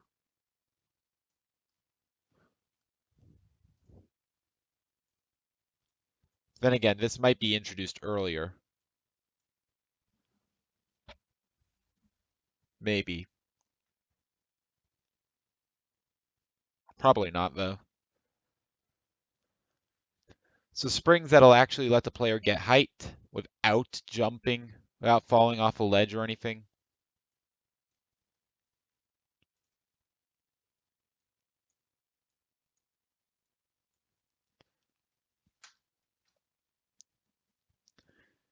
And then last but not least,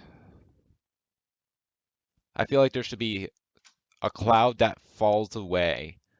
Not like donut blocks that fall literally, but like clouds that disappear after you stand on them for too long.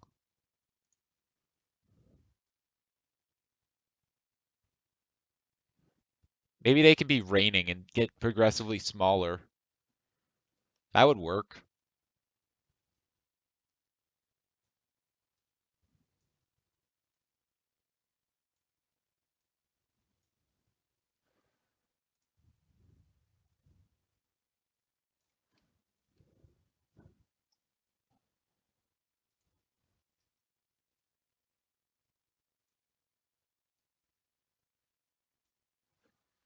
So, oh dang, my phone's almost dead and I'm using it for chat. I should probably actually plug it in. I'm sure it'll be fine. Actually, no, it won't. I'm not sure how long I'm going to be streaming for, and if I work on character design, it probably won't. So I'm gonna be back in just a second.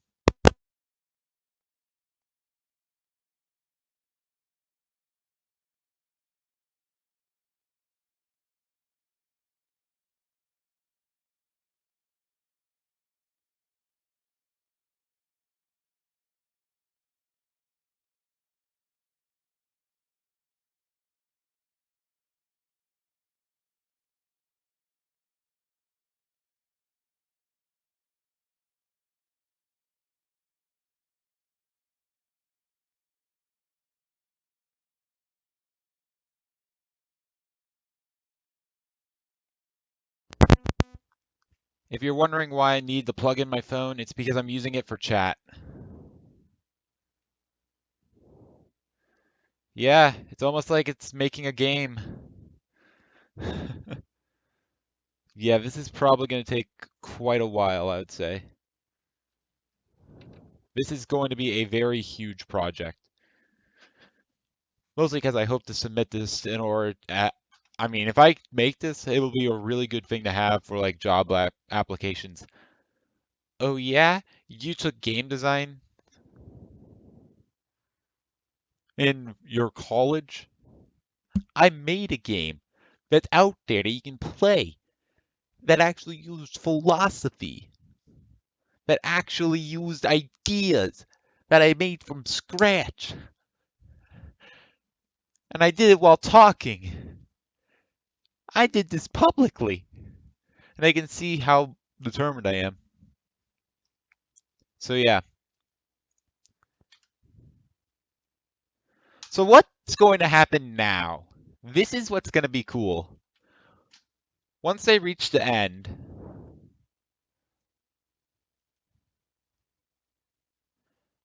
they're actually going to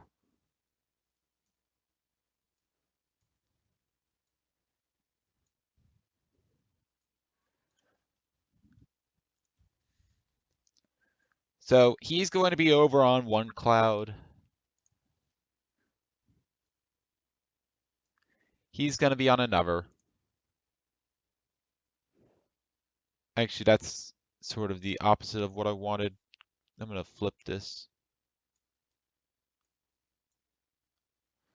Okay, definitely not what I wanted. Can I flip it? Apparently not.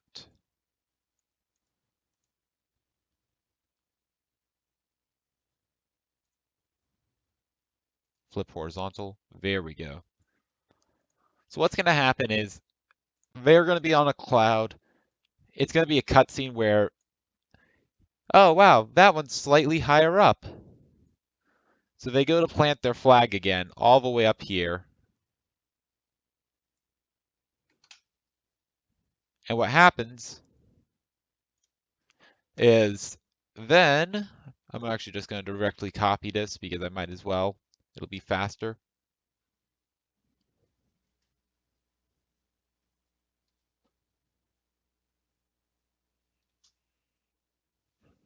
Oh, crud. I'm trying to have chat up. It's hard to.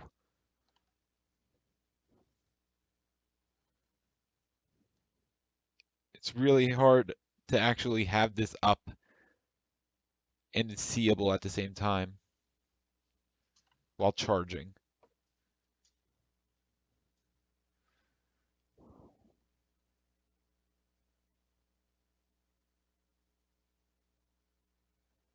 They won't have arrows as a face.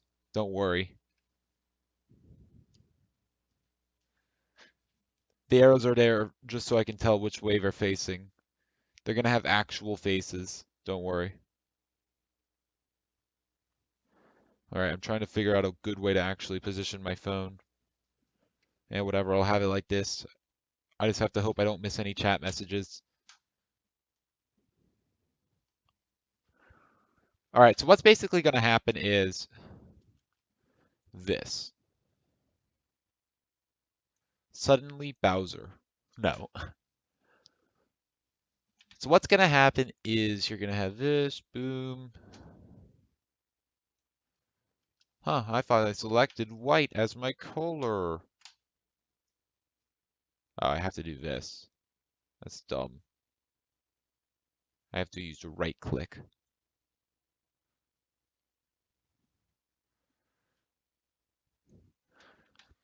So what's going to happen is the meteor is going to, from all the way from here, doesn't this huge cutscene, it's going to fall down and it's going to snap the rope.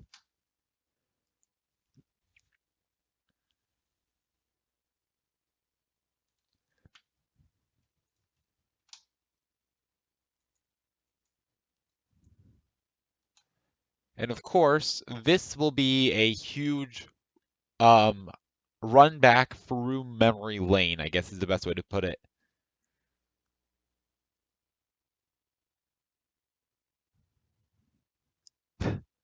Luigi. So this is going to crash through. These guys are going to fall in.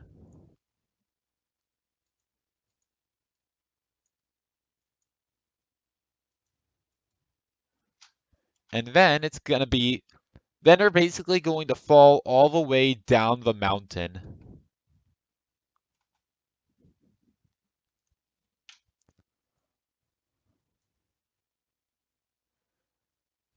And they're going to be like sliding on things of debris.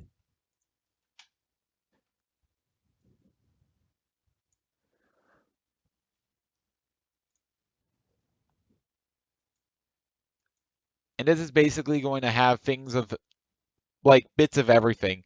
So at one point, I'm going to make it so they're going to have to like bounce off a spring.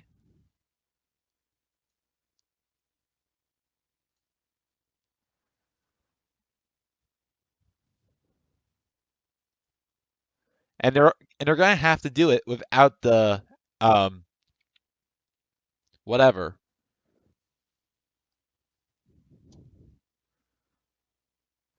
Hey, Tricraft, welcome to the stream. Glad you can make it. Thank you for joining us.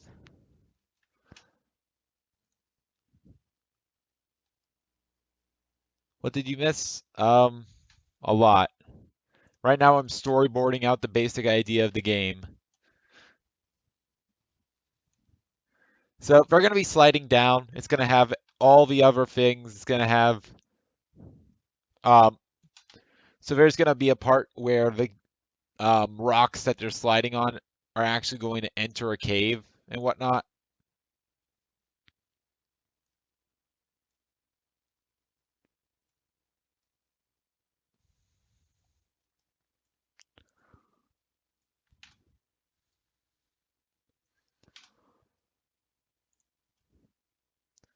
So the rocks that they're sliding on are gonna go through like a cave.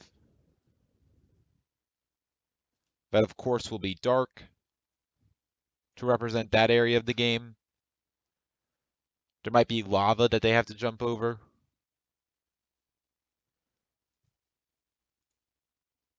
Whoops, did not make that a full line.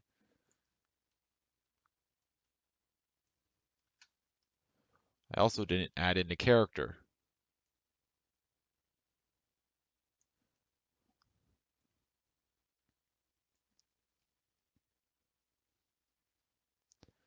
So maybe I'll have like a lamp right here inside of one of the rocks for light.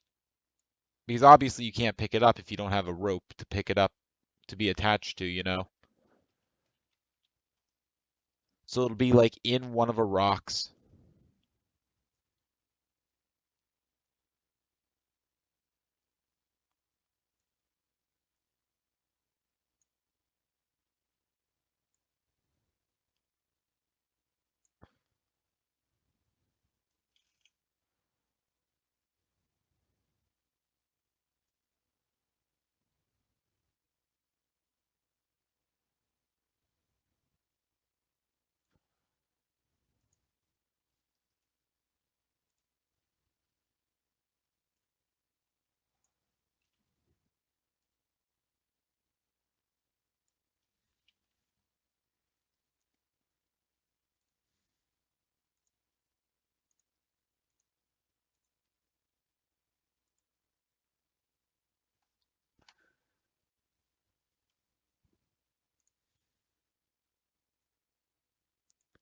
So you're gonna have to make jumps in the dark, sort of. And it looks something like that.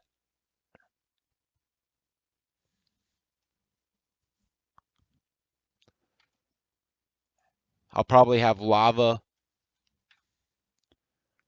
And then once you actually get to the final section where you're finally sliding down, I'll probably just make it falling rocks. They have to avoid on a larger platform.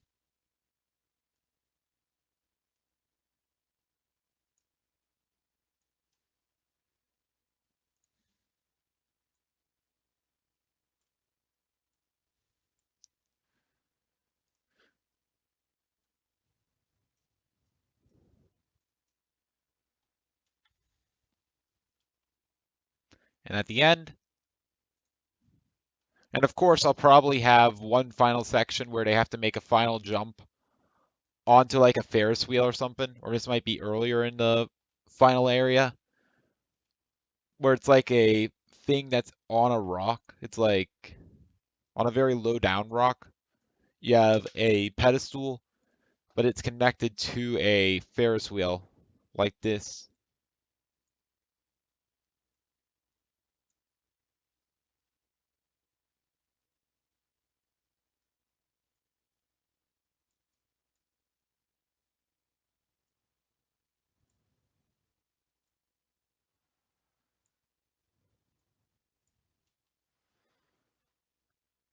So you'll have to like make a jump through this. And of course, everything's going to be moving. So it's actually going to be really dangerous. But I think it'll work well.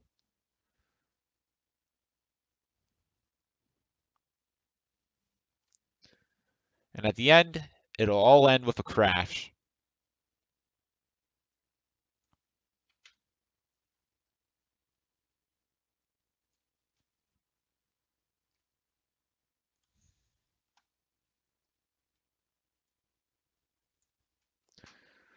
So I'll end with like the guy going flying.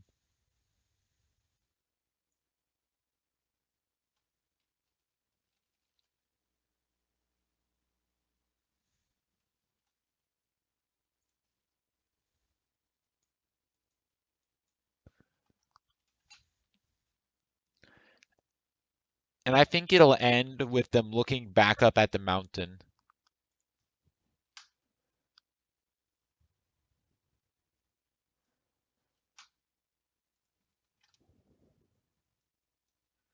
So they'll be looking back up at the mountain and whatnot, up at the clouds,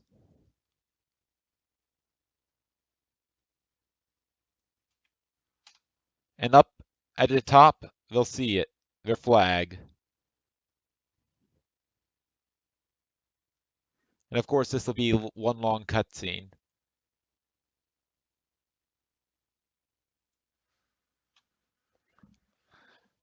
So yeah,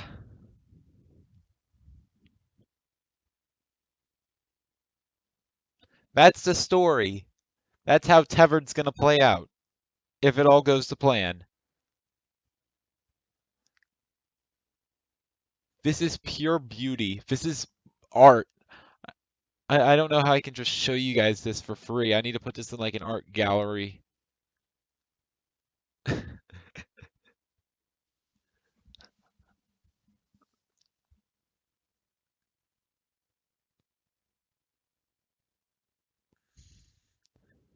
So I still have one thing that I have to decide. Why are they climbing the mountain, and why are there two of them? What are their names? What is the backstory? What is the lore? And I would love to say it's because they can. And that sounds like something very much that I would do. But this is actually a decent game, and I want it to be a decent game. I don't want it to be some weird answer like that. Red and blue. Because they can.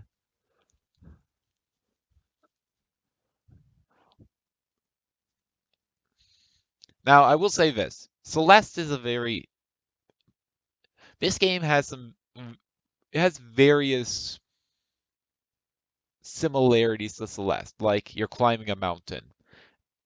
You have a special ability, and well, that's really about it. Celeste is a completely different game. But there is some similarity, especially in probably my graphic design. Also, one thing about here, I want to have stars. I'll make this a night sky level, sort of.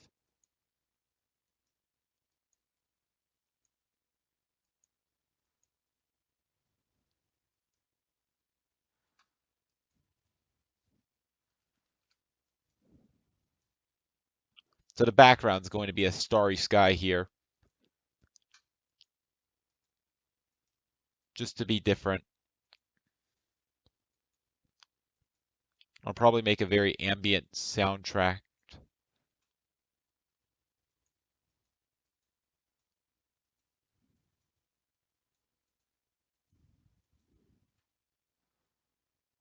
Because yes, I am going to be doing the soundtrack most likely as well.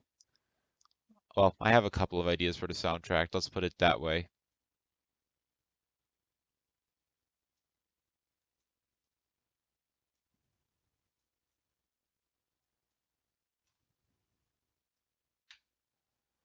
So once they actually fall through, there's no more stars. They're flying down the mountain.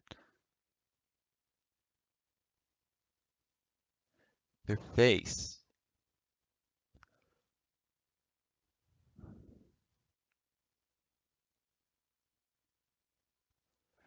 You're on to something, Mario Master. Yes, there is going to be music. I've already came up with a couple of small ideas for basic themes. And don't worry, it'll be better than my Under the Sea prototype. I don't think I ever showed you guys that. Do I want to? Not really. It's a pretty bad thing. I might, just to show you what I've been working on. because there has been a large break since the original Tethered on Twitch and Tethered on YouTube. But first of all, honestly, I like that idea. What if, in this society, in order to earn your face, you have to do something monumental? You have to prove your worth to get a face.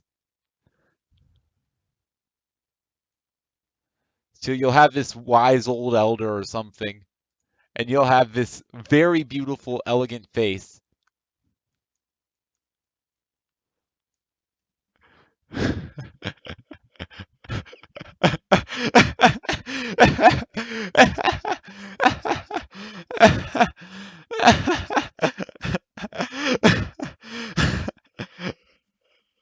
Uh, uh, there's this beautiful face, and he tells these two guys, maybe they'll be brother and sister or something.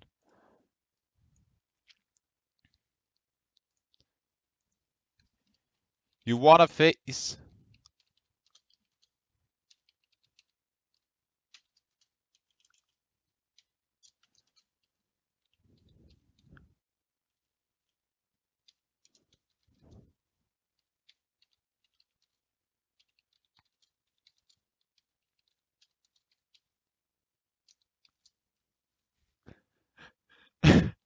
But yeah, it's gonna be this wise old elder. I guess he should have a beard. Perfect.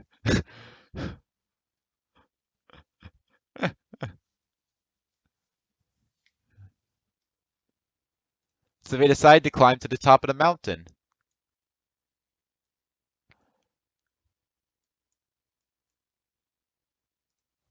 And actually, this makes a lot of sense now, because at the end, I can actually have them, when they're looking up at the face,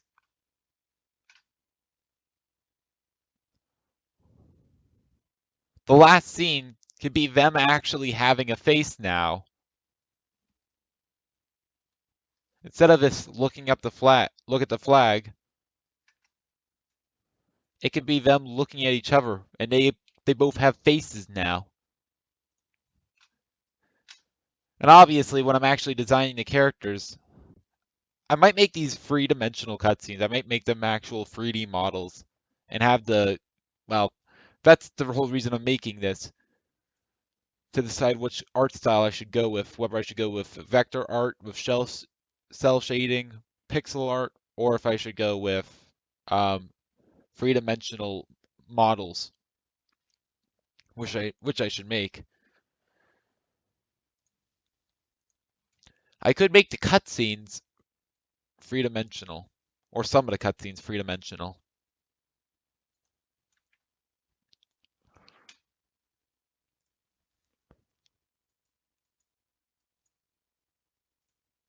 Gosh, this looks so stupid, but I don't care. It works. It's a it's an idea, and that's all that matters.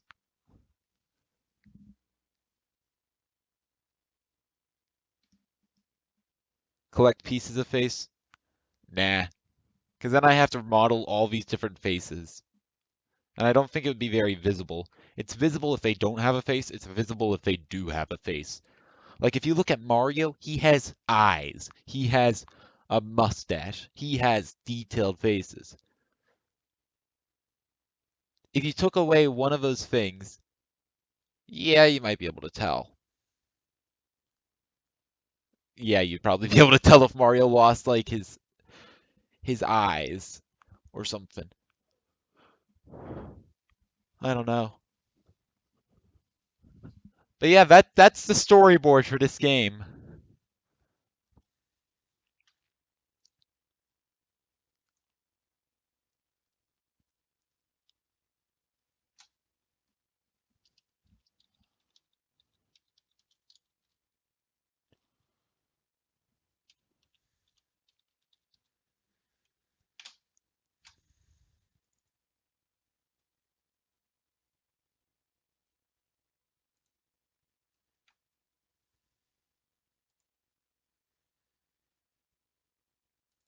I'm gonna save this here.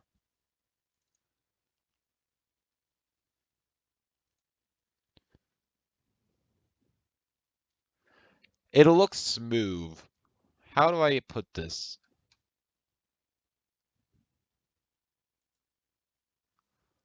First of all, though, I'll go ahead and show you guys this.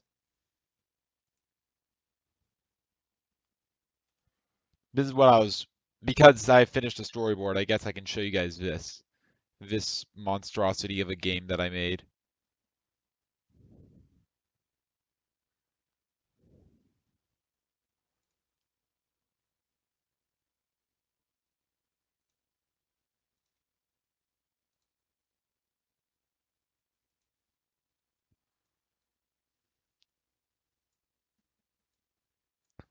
Here you go.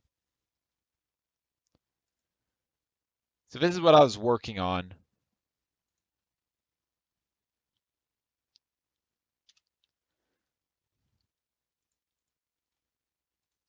Just a basic thing. This is what I've been working on other than Tethered. You might wonder why? Good question. And it looks really stupid. Trust me, it does. But it did teach me a bunch about Unity, which really did help. For one, I have sound. For two, I have randomly spawning stuff. The ground is procedurally generated. There's an actual air meter and whatnot. You have fish. It taught me a lot about modeling. So yes, while it looks stupid, I did get some use out of it.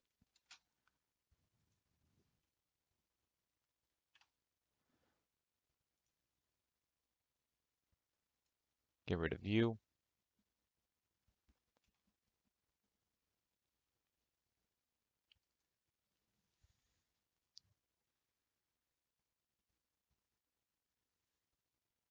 I have to, yeah. I have to make a face-off joke.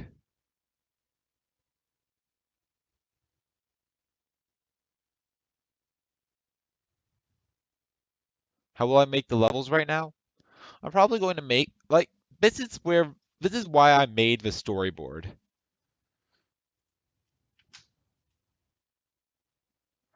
I made the storyboard because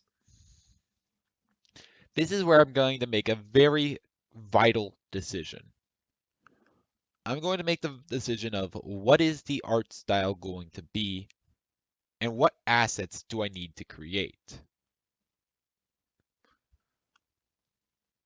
Okay? All right, see ya, Brady. Have a good one. So I could make 3D models, I can make vector art, or I can make pixel art. I don't think models for the main game would work. And the reason I say that is because in the main game, the rope is two-dimensional. And if I were to go here, let me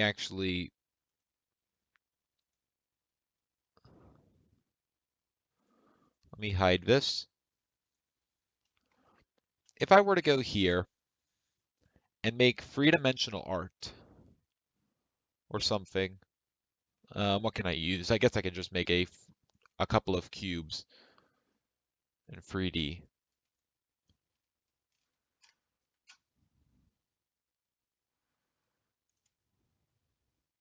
3D object, cube.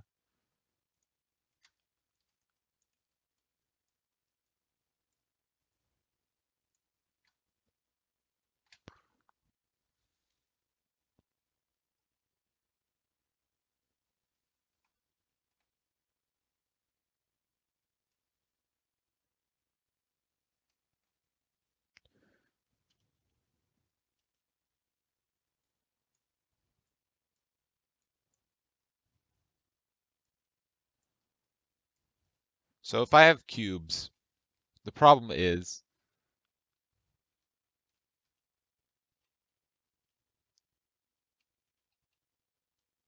the rope doesn't look 3D. And it won't matter that much against 2D objects if it looks two-dimensional or not.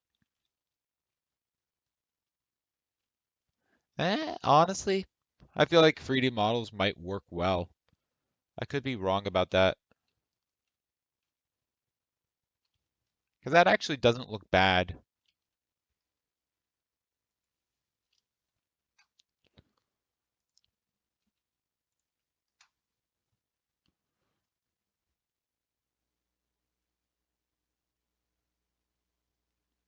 Hey Aaron, welcome to the stream. Glad you can make it. Thank you for joining us.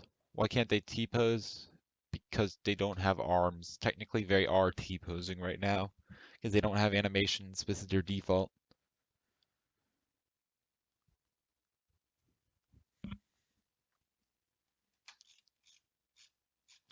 So honestly, I feel like a 3D model could work well.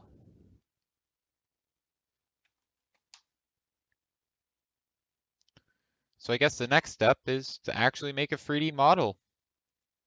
Well, the next step is to sketch out some ideas for character design. I like the idea of not having a face. So let's actually draw out some character stuff. I'm going to get out GIMP.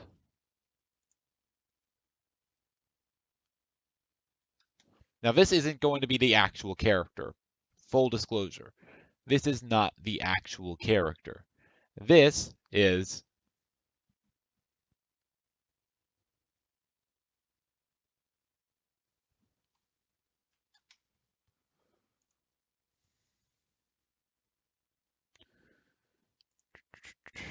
this is just going to be basic stuff. Just ideas.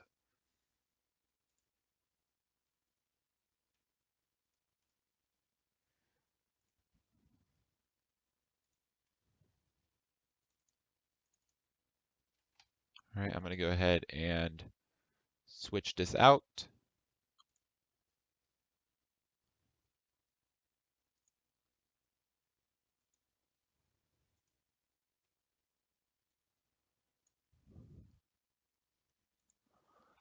All right. So first thing I want to do, I am absolutely horrendous at art. You've probably noticed. So let's start by just trying to make a standard head. I've never taken an art class in my life, so this is going to be interesting.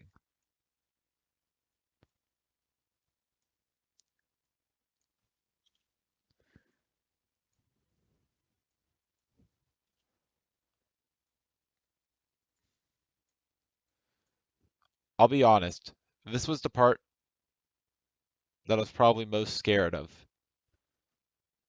out of everything. I can make a game, I can think logically, but artistically, not so much.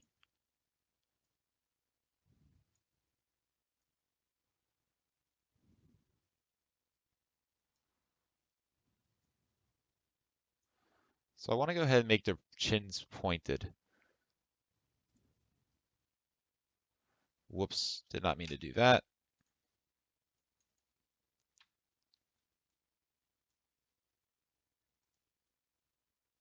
Shift S, take U. Let's make it a little bit larger. Shift T. Wait, why am I doing that? I can literally just go ahead and do this.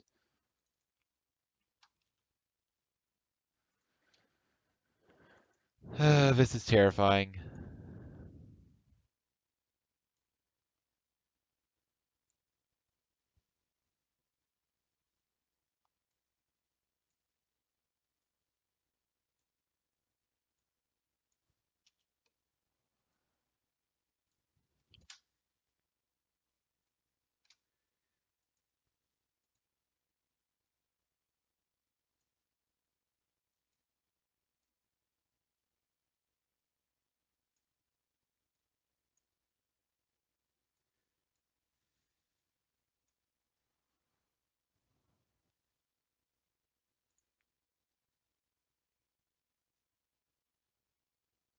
Whoops, that's actually that.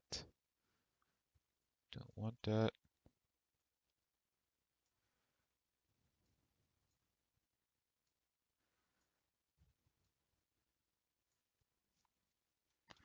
Now here's the question, should I include hair or not? Should the people be completely bald?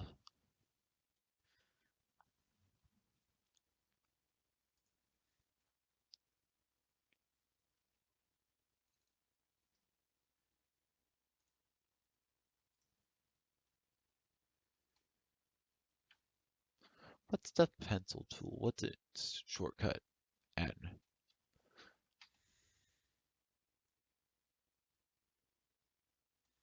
Disgusting.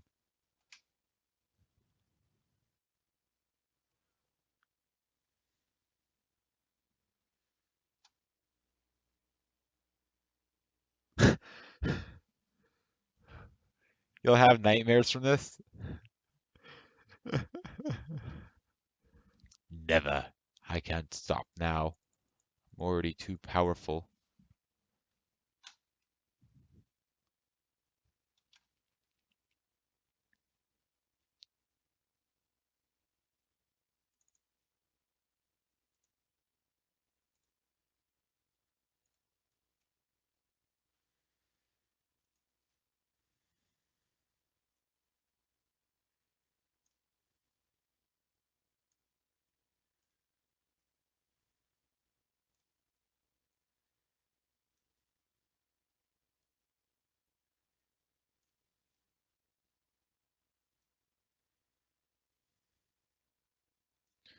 I have no idea what I'm doing when it comes to hair.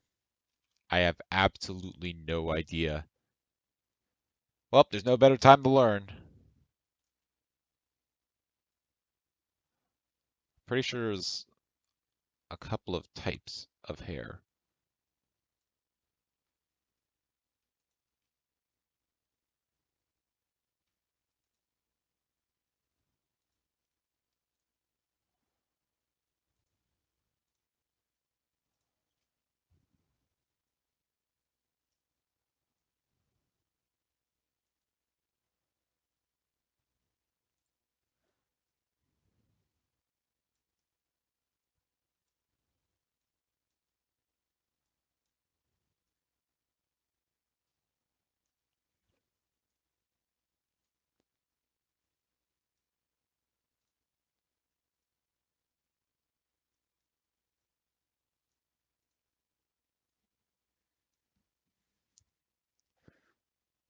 Disgusting!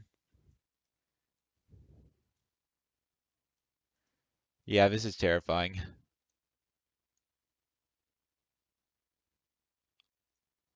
Why did I have to be a logical thinker?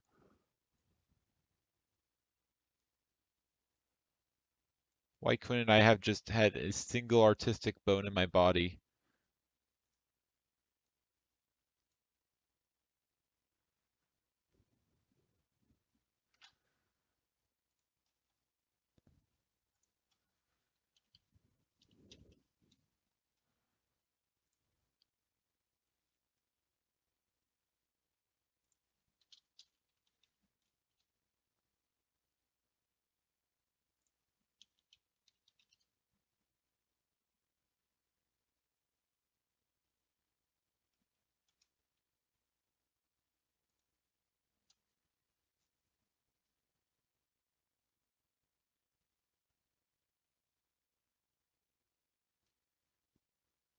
How the heck do I do this?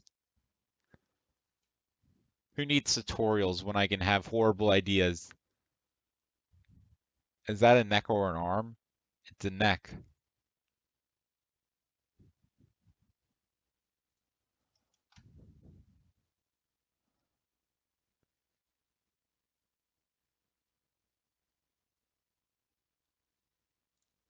Okay, so one thing I think I'm gonna do. I think this will help. I'm gonna delete everything.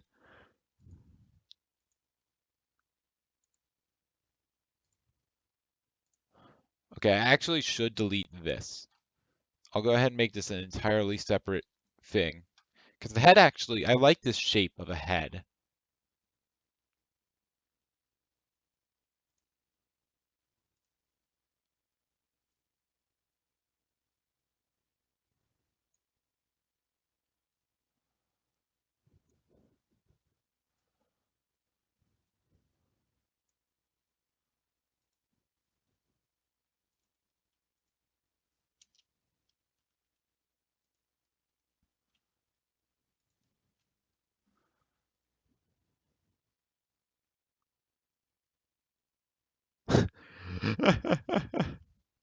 That'd be a funny idea. Maybe I could make that the true ending.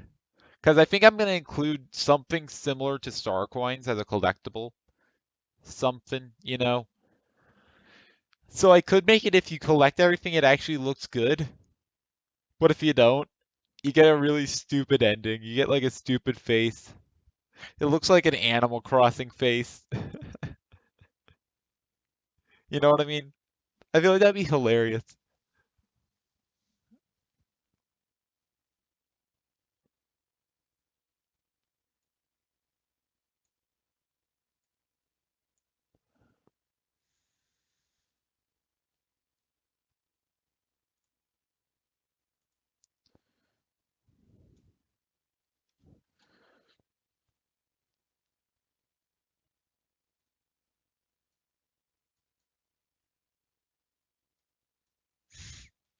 Nah, that won't work. How do you draw hair? Why? No, seriously, I honestly have no idea how to draw hair. This is going to be a problem.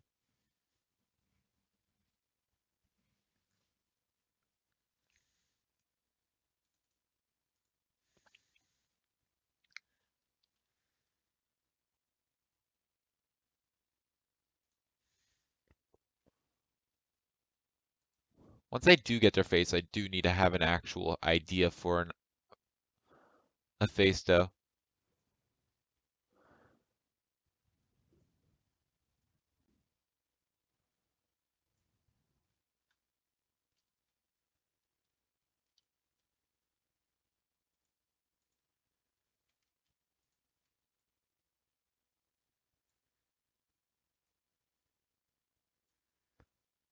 I like that idea. It just kind of looked kind of spooky. Spooky. Maybe I can literally just move this.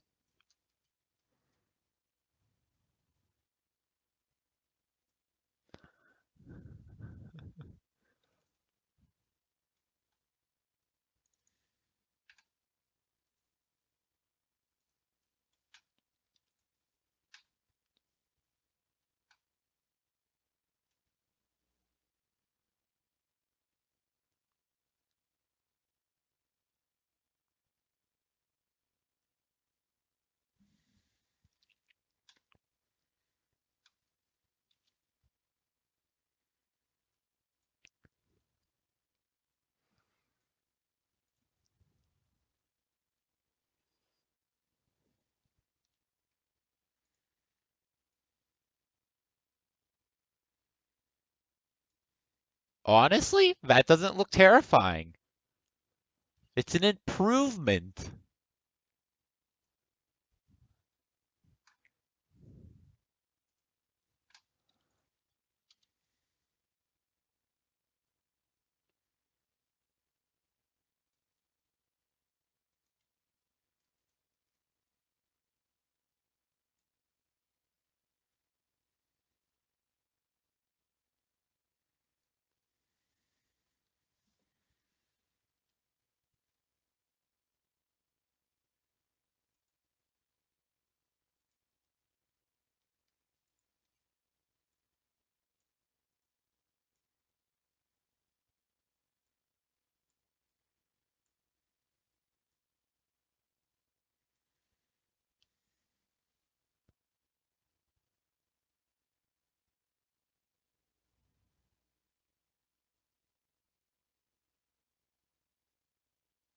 Wearing glasses without eyes.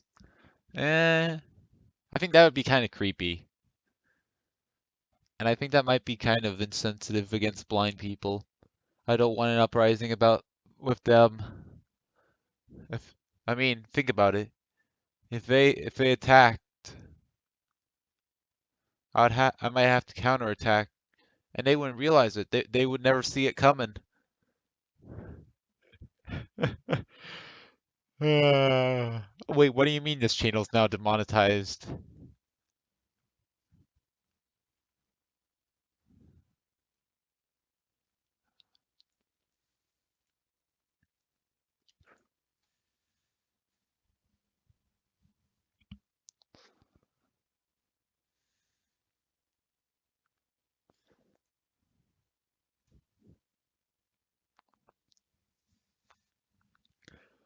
Honestly, the only thing I really hate about this, and I don't know why I think about these when I look at this face. If anyone's watched Regular Show, gosh, it was so long ago when I watched that. Regular Show had, I think it was in the last season that when they were in space or something, there were things like called Reaper bots, and these are the things that they remind me of. This is what this is what that reminds me of, and I hate it. I hate that that's what comes to my mind.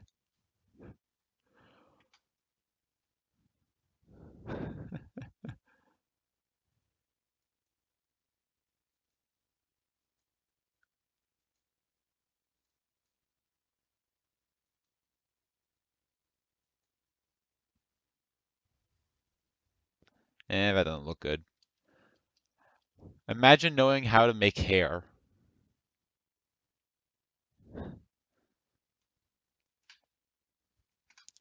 can probably make a tongue. That doesn't sound that hard to do.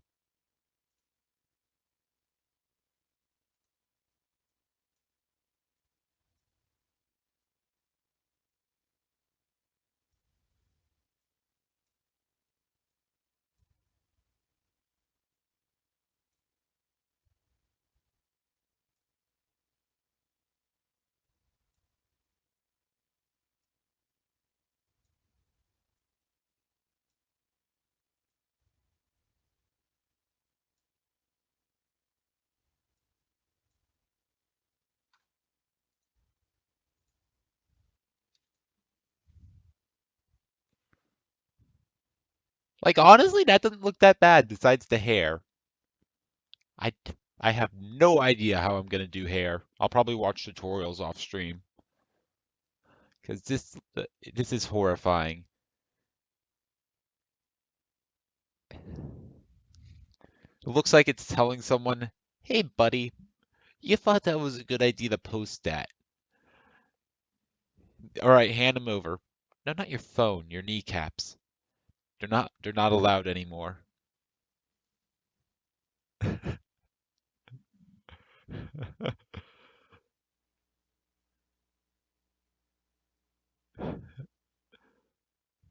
Ugh. Hey, buddy, delete this. Wait, I got it. I got it.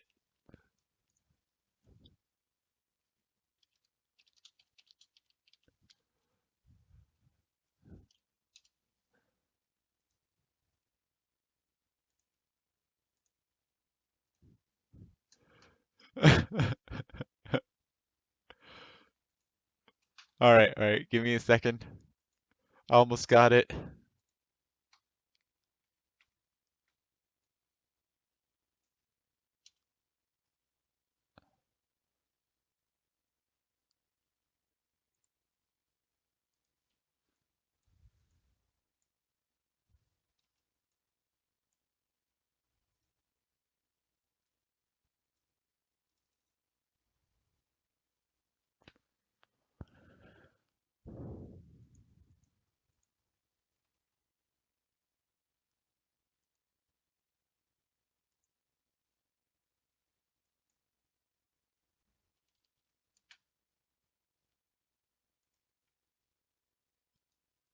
Oh, wait, I can just do this. Control X, Control V. There we go.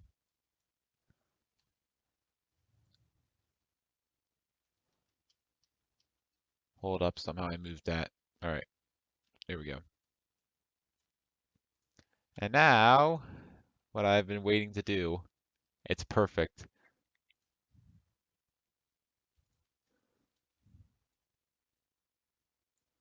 Dang. Didn't work.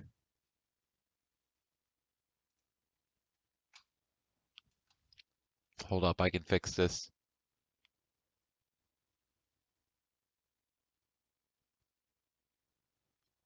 I need to go to fill.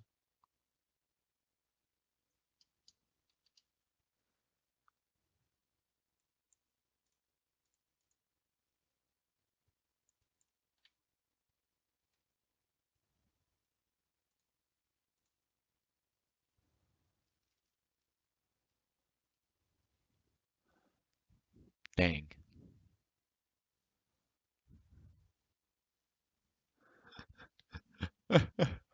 I want to make that delete this meme. I don't know why. It's just a sudden urge that I have to do it. I have to.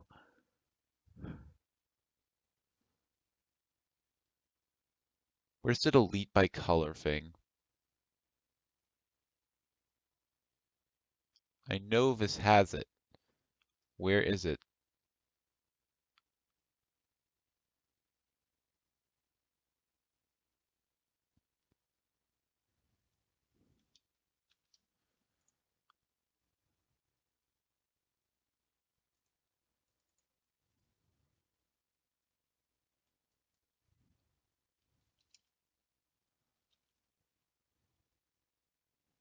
Oh wait, it's not right. Oh, it's Shift O. That's what it is.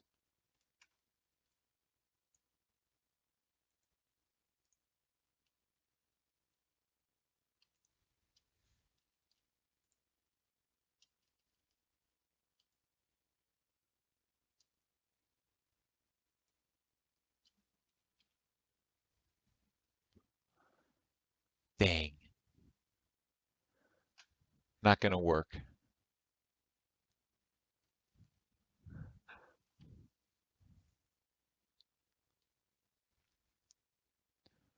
Well, in that case, I guess there's only one thing I can do, and that's give up.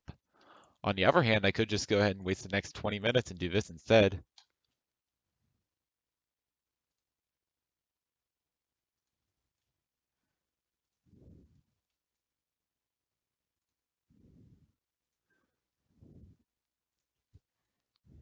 You might not understand, but this is peak comedy right here.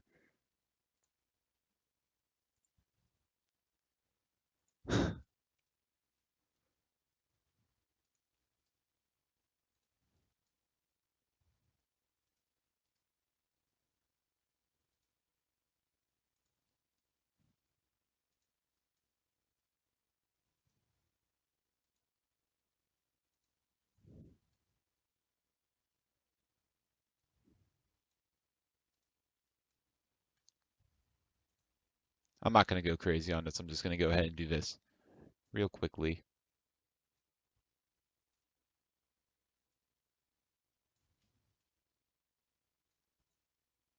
This is important.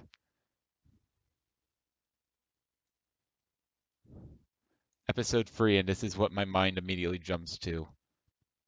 Literally episode 3, and I'm already doing stuff like this. What is wrong with me? Plot twist, I'm the normal one and everyone else is crazy. Wouldn't that be a cool twist?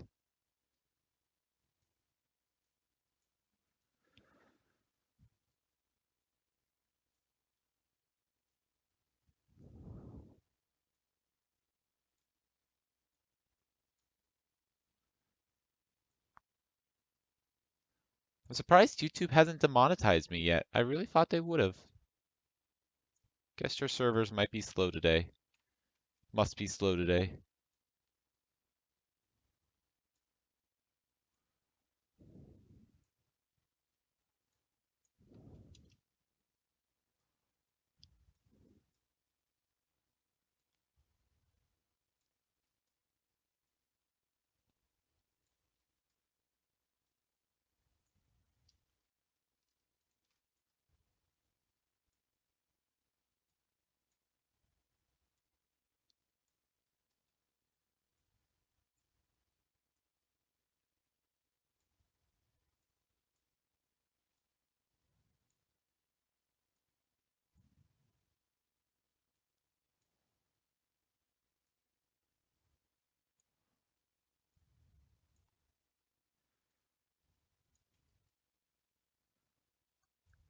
And just like that, I have achieved peak comedy.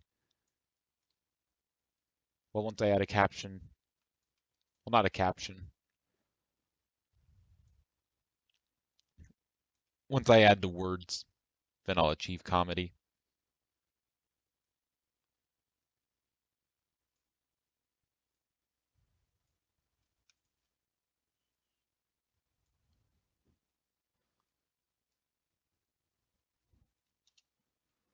All right, I'm going to go ahead and inverse selection.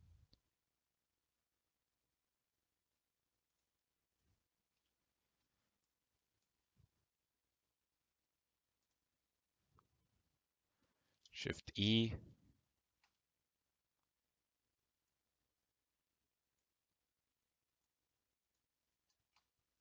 Oh,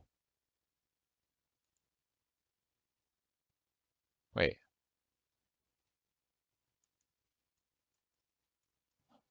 What the heck?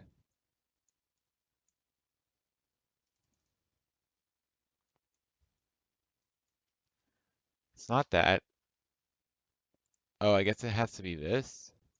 No. Oh, I have to deselect with that. Now it should let me. Yeah, there we go.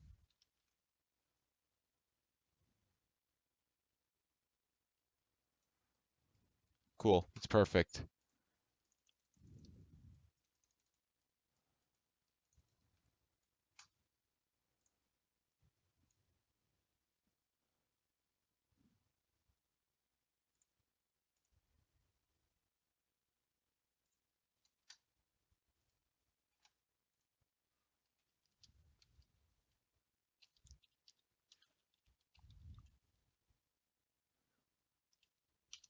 It's perfect. You might not like it, but this is what peak comedy looks like. Uh.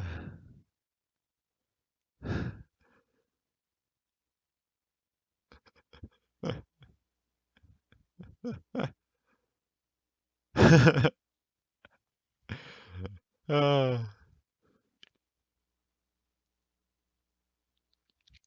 Do I play Smash Brothers? I have played Smash in the past. I've done a challenge where I beat it without spirits and without the skill tree, but I'm not very good. I lose it. I lose most of my battles against real people because I suck. I'm good at manipulating AI, but not good at manipulating humans.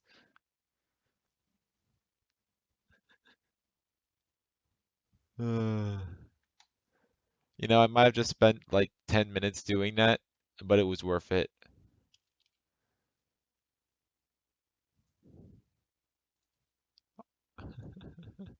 Totally worth it.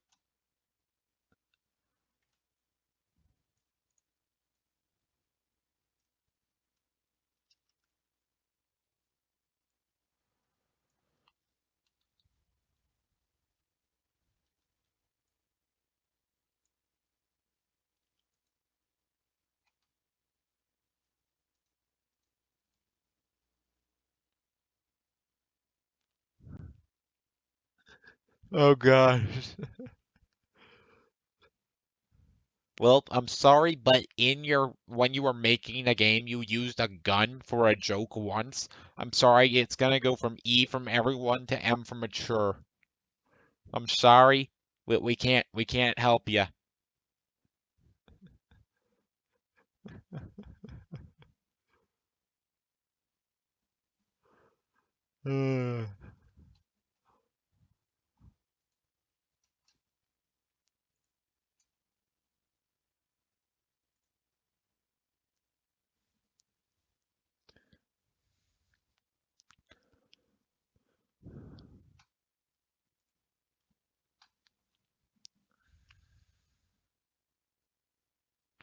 So that's one idea for a head.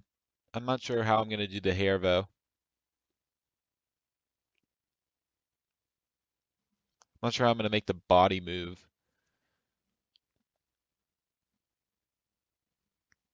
If you should be like hunched over or something.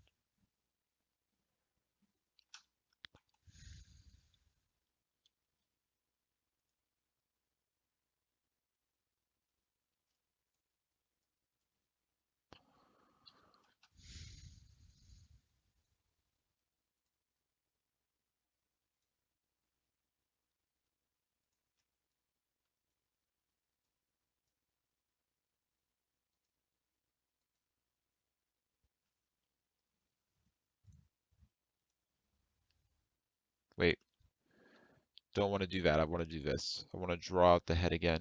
See how I can make it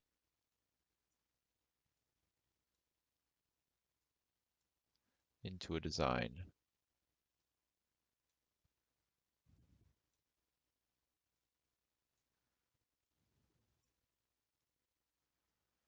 Wait, I'm gonna model this. If I make it into a 3D model. Hmm.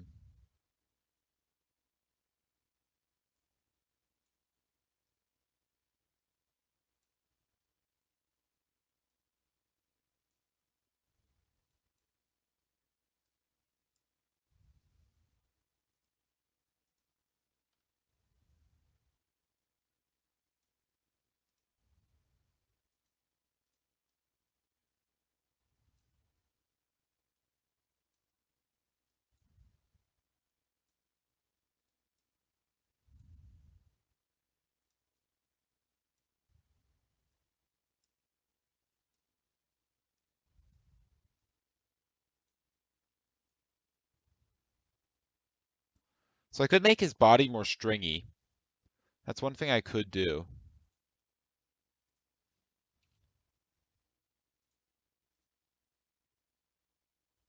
How the heck am I gonna make arms?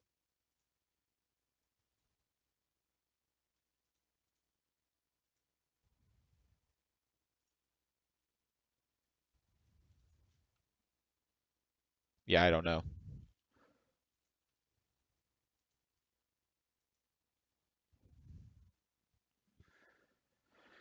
I don't know.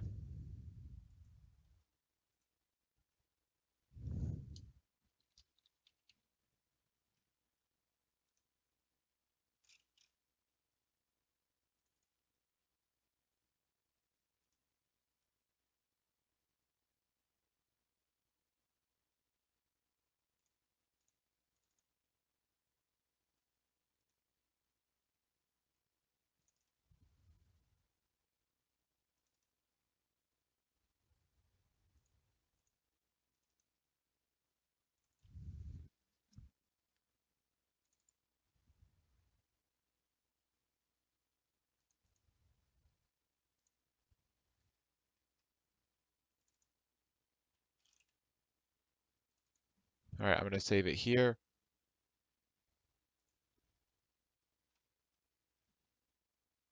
I don't know.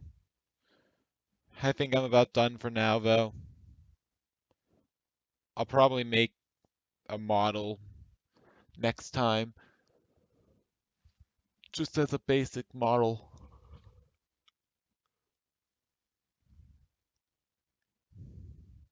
Because I do like the idea for this face. I'll experiment some more next time, though. Or something, I don't know. Thank you all so much for watching, and I guess I'll see you guys next time for more Tethered. See ya. Oh wait, I need to stop from here.